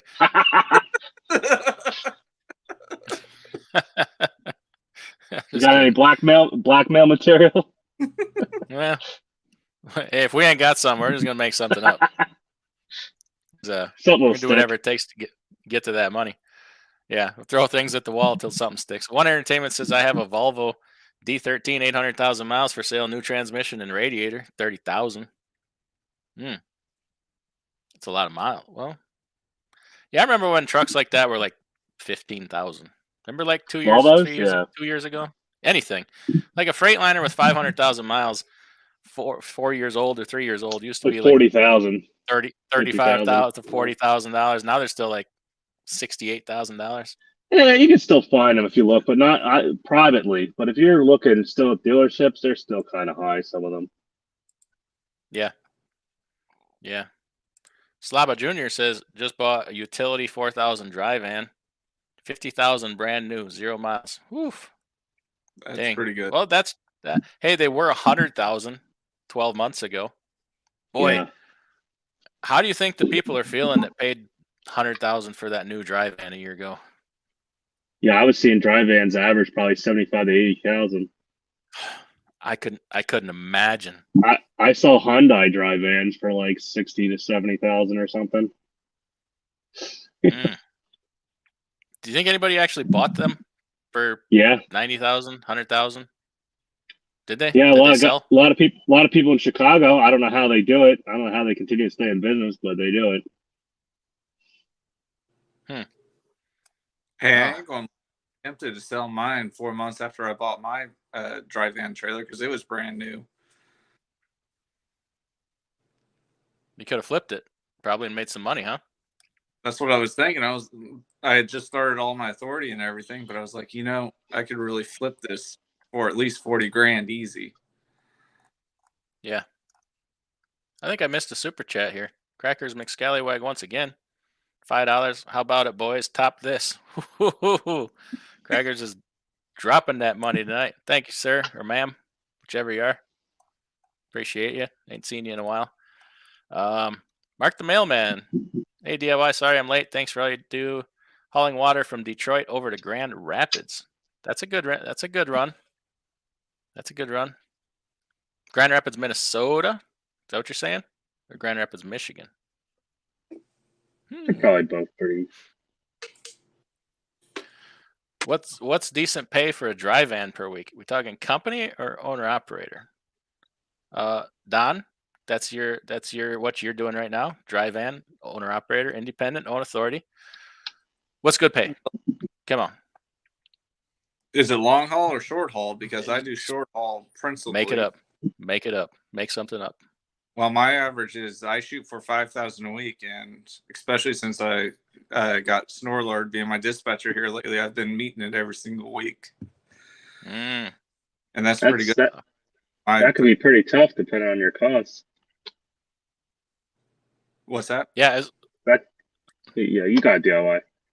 That's pretty good money considering you're home every weekend, right? Yeah, and I'm pretty much in short haul. Day. Yeah, so basically what we're saying, Snorlord, that best dispatch service ever.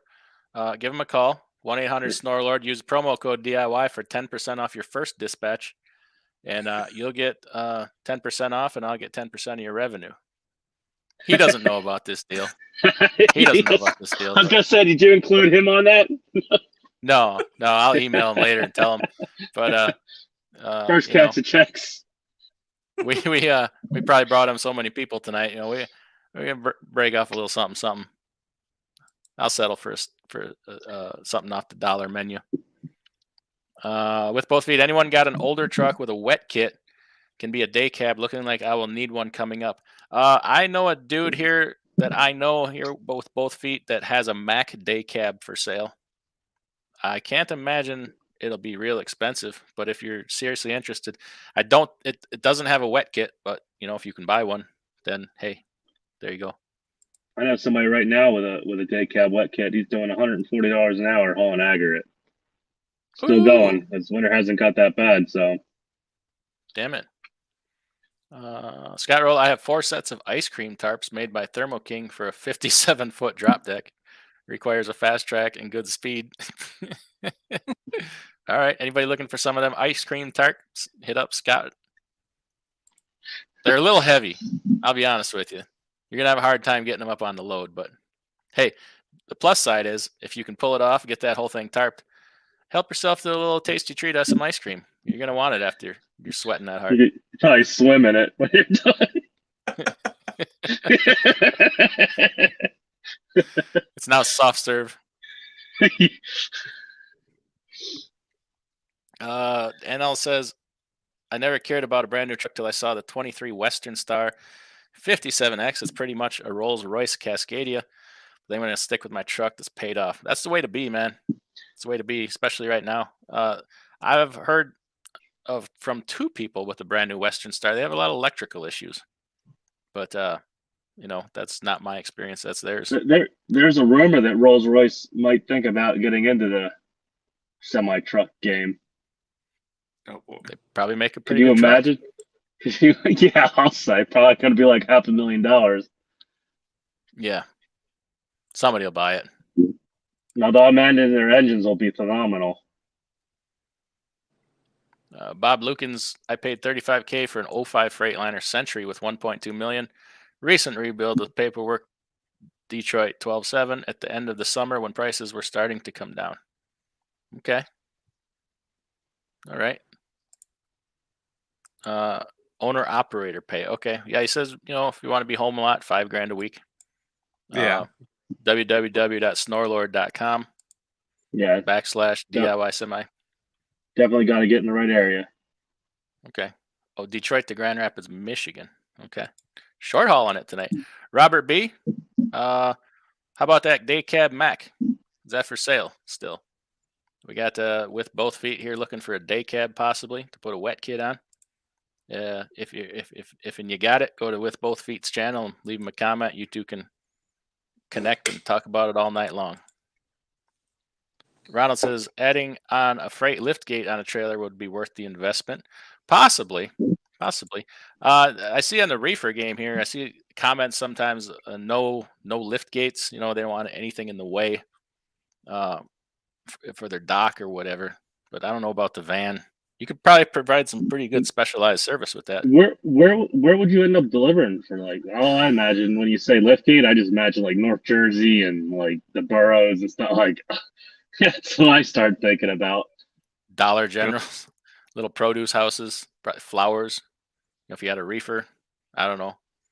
At least the loads I've would it actually pay though to deal with all that? That's the thing I would want to know. Hard to tell. About the time you add it, somebody would change their mind and say, "Oh, we don't want you no more." Yeah. I've been seeing more like have the pallet jack with you. I haven't seen a whole lot of lift gates, at least in my area. Now, I've heard Molotov lifts, or whatever they call Moffett lifts. Moffats. Flatbed, I've heard that does. If you get it with the right customer, you can do very well with that, I heard. Yeah. And you're usually local. Yeah. Johnny says some companies on Craigslist saying they're paying $8,000 a week drop and hook for FedEx, UPS, etc. That's possible. I mean, I would expect that from FedEx, UPS, but general freight right now, it seems a little high. That's debatable, yeah. A good bit high. And what are their costs? What are they taking out? Yeah.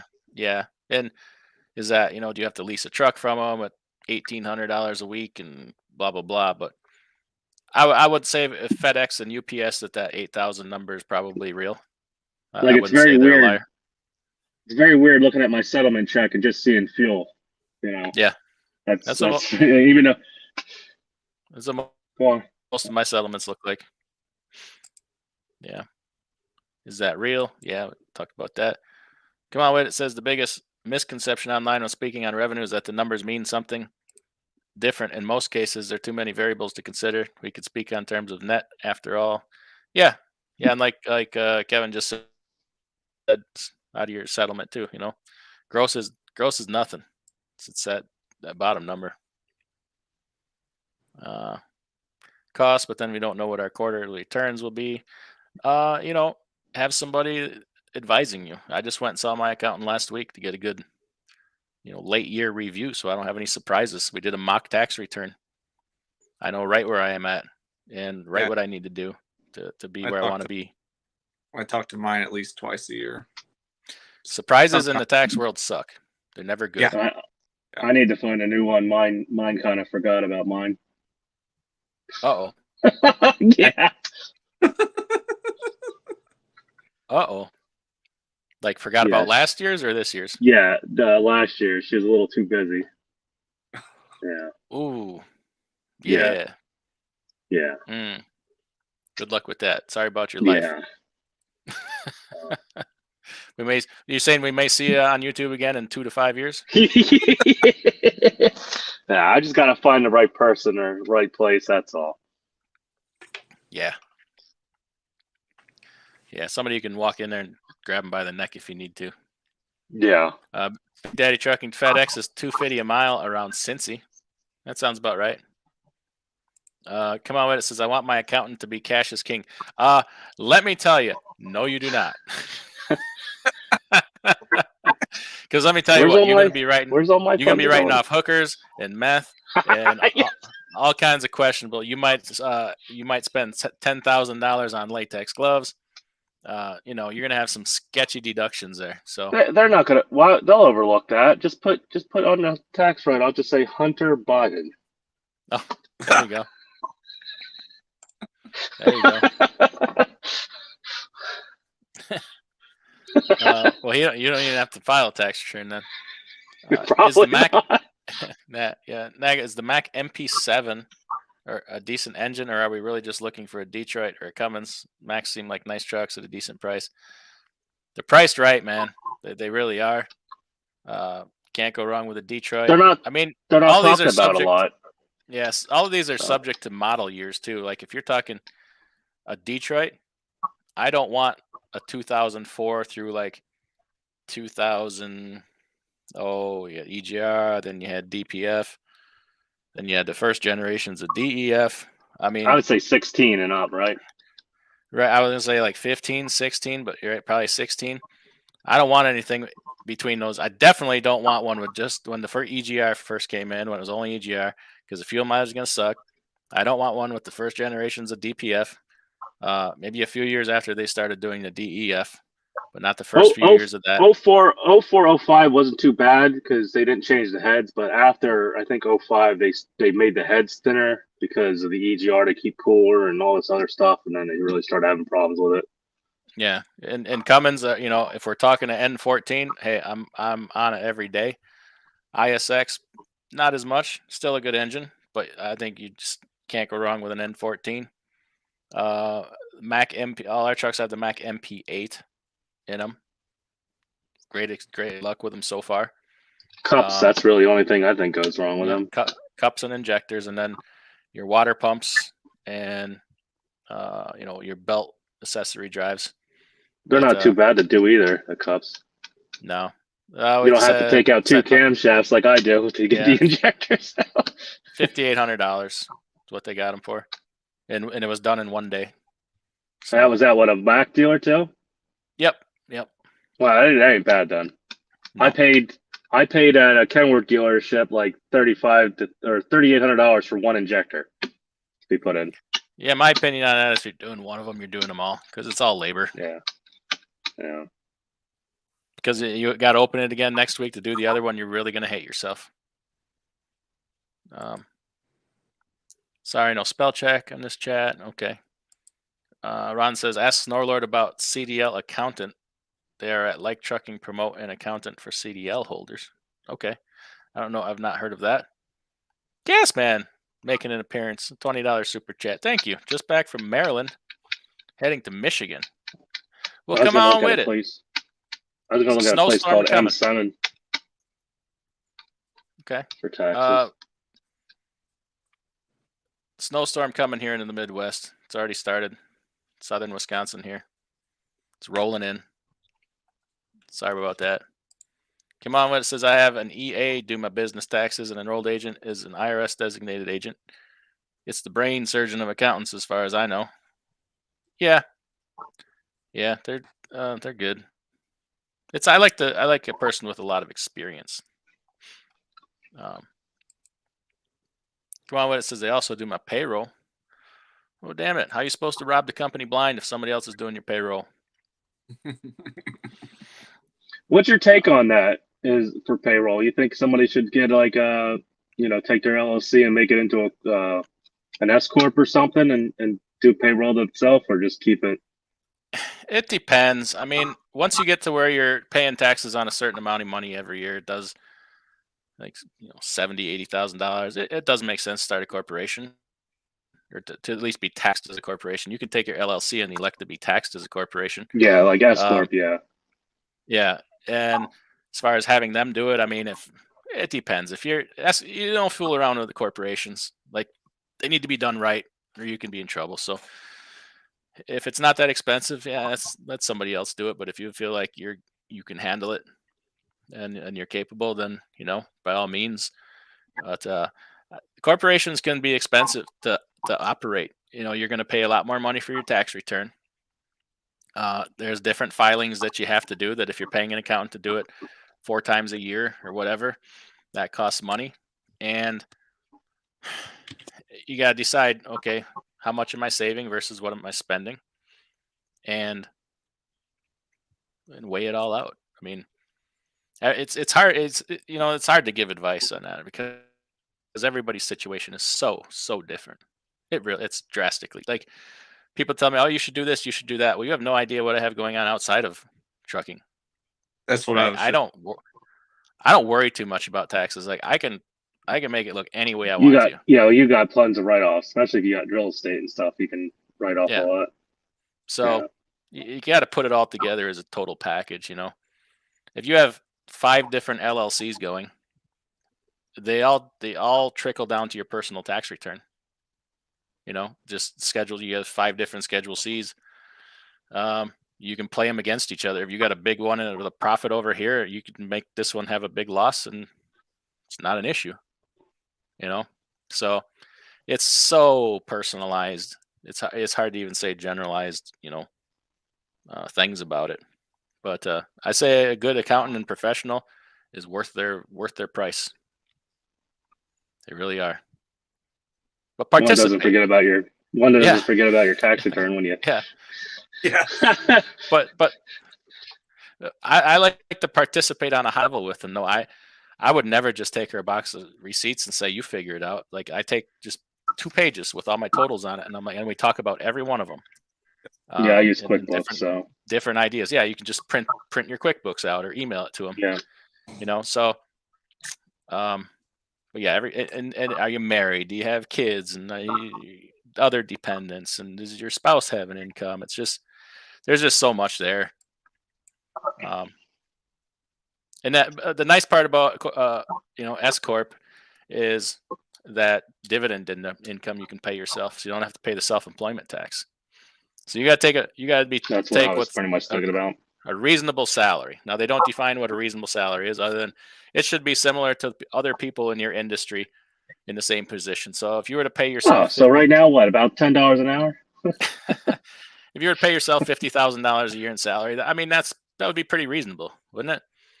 If you pay yourself $10,000 a year in salary, they could say, no, that's not reasonable. You're just doing that to hide money. So you pay yourself $50,000 a year. Well, if you have $40,000 a year above and beyond that, and you wanted some of that money, you can pay it to yourself as a dividend and save self-employment tax on it. So it's a good tax strategy. It's just, if you're doing it to save $500 a year in taxes, well, it's probably not, because a corporation is going to cost you more than $500 a year to run it. Because you're probably going to have somebody do your payroll, because you have to do a formal payroll. Once you're a corporation, it has to be a formal. If you're an LLC, just write yourself a damn check every week. No, if you need more money, just write yourself a bonus check. Yeah, If you you're a have to take corporation, that 12% out and everything. Yeah. yeah, if you're a I did corporation, payroll. I hired somebody to do payroll one time. yeah, you're held So to a high standard. Like it has to be done. It's more legal like. So That's actually the way my accountant's got mine set up, but I got special circumstances outside of the business to where she said it actually be smarter to set it up this way. yeah, I probably had some of those special circumstances too. So I think yeah, I know what you're talking about. and everybody Yeah. does. You know, you might work full time, but at home, you know, your disabled mother lives with you, and you take care of them. So, I mean, that's a heck of a different situation. So, is what it is. That's why a good professional is worth their weight in gold. For sure.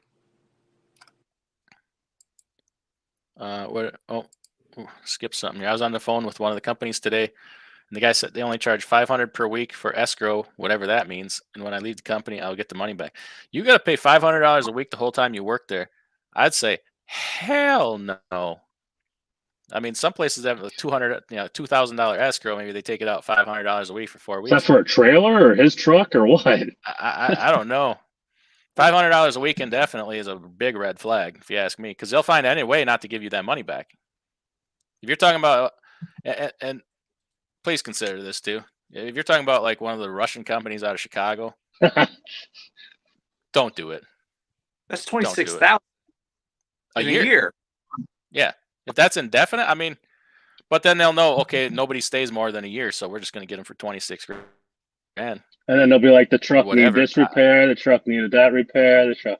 They'll just print out and take receipts. They don't care. They'll be like, get a lawyer. Well, they got 8 different companies they'll run that truck through. One does the body work, one does interior work, one does tires, one does mechanical, and then they probably have their own shop. They'll run it through every freaking business they got and pilfer that down to nothing, so you get nothing back, and it's all legal like. So how do I know? Because one of the guys that works for me went through that when he turned his truck back in Chicago. They ran it through 4 different places, and every one of them found something wrong that needed to be fixed when there's nothing. Okay, so there was a 12-cent per mile tire deduction out of all his checks or something like that. Come time to buy tires, he had to pay for them out of his pocket because they said, oh, well, that's not for buying tires. That's just a tire allowance. So they take money out of every paycheck for tires, but then it doesn't pay for tires. I'm like, how the hell does that work? Just ridiculous.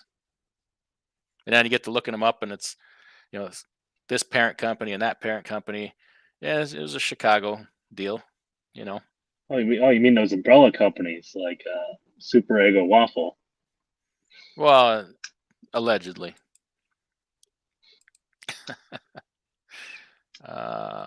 Scott says, for those of you just starting your authority, check out Freymiller out of OKC. Full program, in-house customers. All right. That's a good one. We like to know good places for people to work. Yes, man. Once again, thank you for a super chat. I appreciate it. Thank you. Dex Manix, please. I need it. What you need? I don't know what you need. Naga Express. I'm in Wisconsin too. A few jackknifed semis on I-39 Madison area today. Everyone be safe this time of year. Oof. I got trucks that were headed that way. I hope it's neither of them. Hey, look, I get paid $200 every time I wear this hat, so I gotta get it out. I gotta see what that is. CRL. What is this? What is a CRL? That's who I'm with right now. Oh, okay. Gotta plug in that free advertising. Okay. I'll give you 20%. Does that stand for carrier of Russian lawlessness? No, actually, no, it doesn't. They're out of Texas, so they wouldn't have that crap go on down there. All right. With both feet said, I just heard that Idaho is allowing corps to pay owners state and deduct cost. Owners state tax and deduct the cost off your federal tax return. Here we get to do that here in Wisconsin. That I'm just get to deduct your state tax off your federal tax return. My tax guys talked me out of forming a corporation. Would cost several thousand more annually with my CPA. Yes, Yes, I was told this was back in 2005. They were going to charge me $1,200 just for that. Is that corporate for tax that's for a return. full? Is that for a full corporate or the S corp? I think S corp they still the IRS still views you as a like an LLC. You're just allowed to. Well, here, yes, good. That's a thing that a lot of people don't know. An S corp is still a pass-through entity. So, especially Wisconsin's a weird state on S corps. It is very much a pass-through entity, but it still requires a separate tax return. So it gets a little it's still somewhat of a state thing. I can't. I know of a good example, but I can't talk about it. It'd be too much. Well, information. I don't think the state will still view you. I think the state still views you as like personal income, wouldn't they? I don't think they recognize S corps. It kind of is like a. So you don't get in Wisconsin here. Oh, damn it! How I can't give away personal information. It's fine. This person had a very we get it. This person had a very large business that was an S corp, and they still could not get corporate credit with without any personal guarantee, even though they had the best credit in the world, because they were regarded as a pass-through entity. They still could not get it without a personal guarantee. And I think it's the rules on that are it's weird. still it's not viewed credit wise like corporation wise. It's still not viewed as a corporation. Yeah, just only by the IRS, really. Yeah.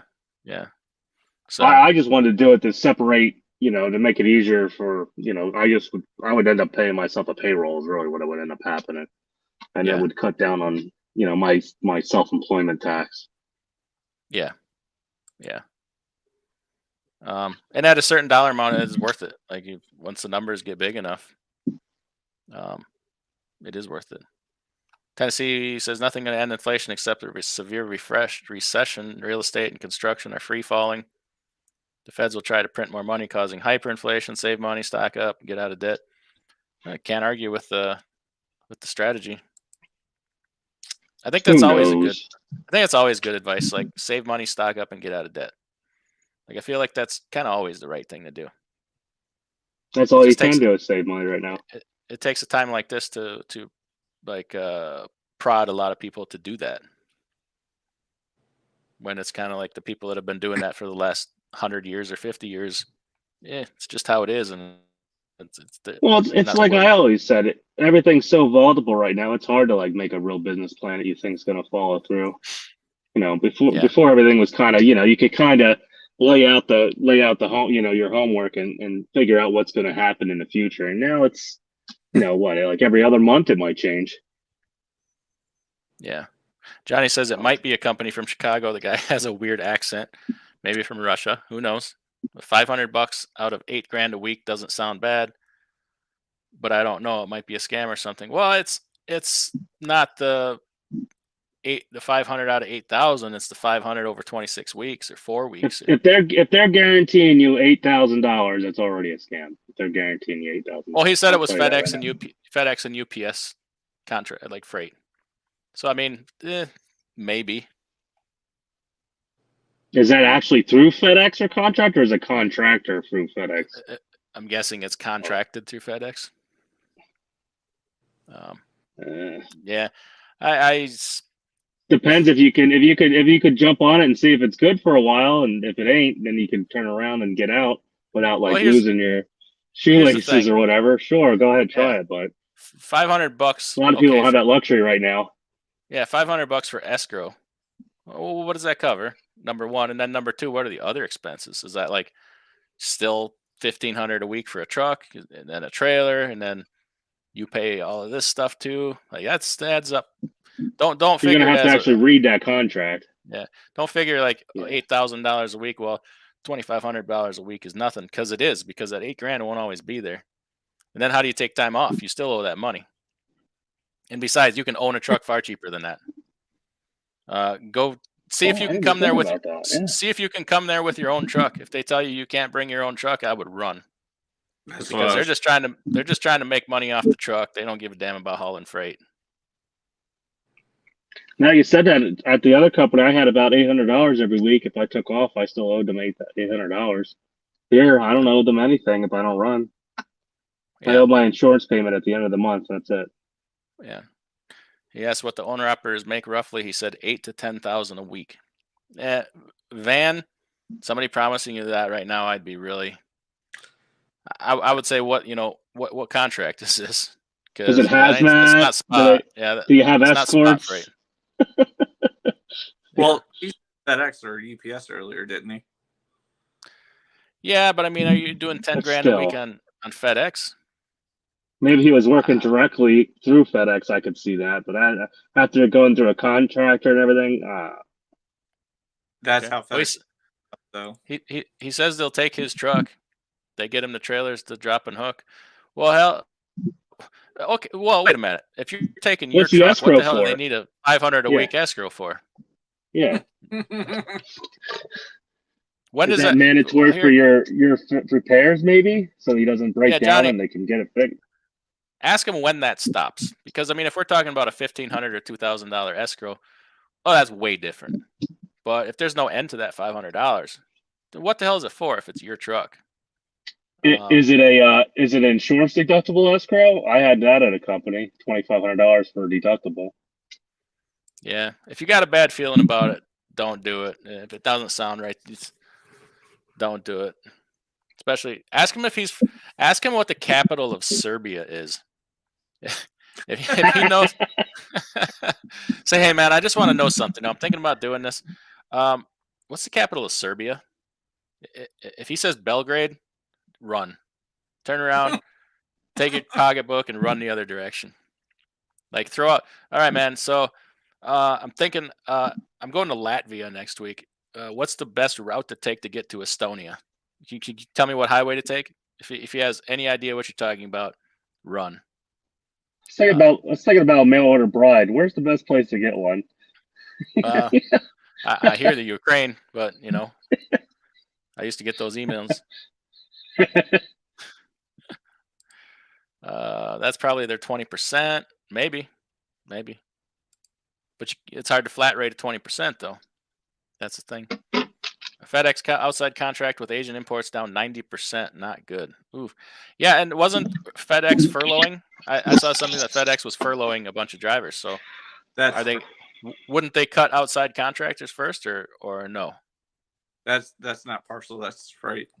That's freight. Yeah, that's FedEx freight. Yeah, that's employees. Well, employees.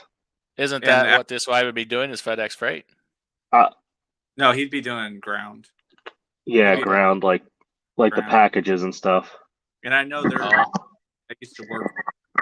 Actually, got FedEx drivers working FedEx ground right now, pulling their trailers because they can't get them. Okay. All right.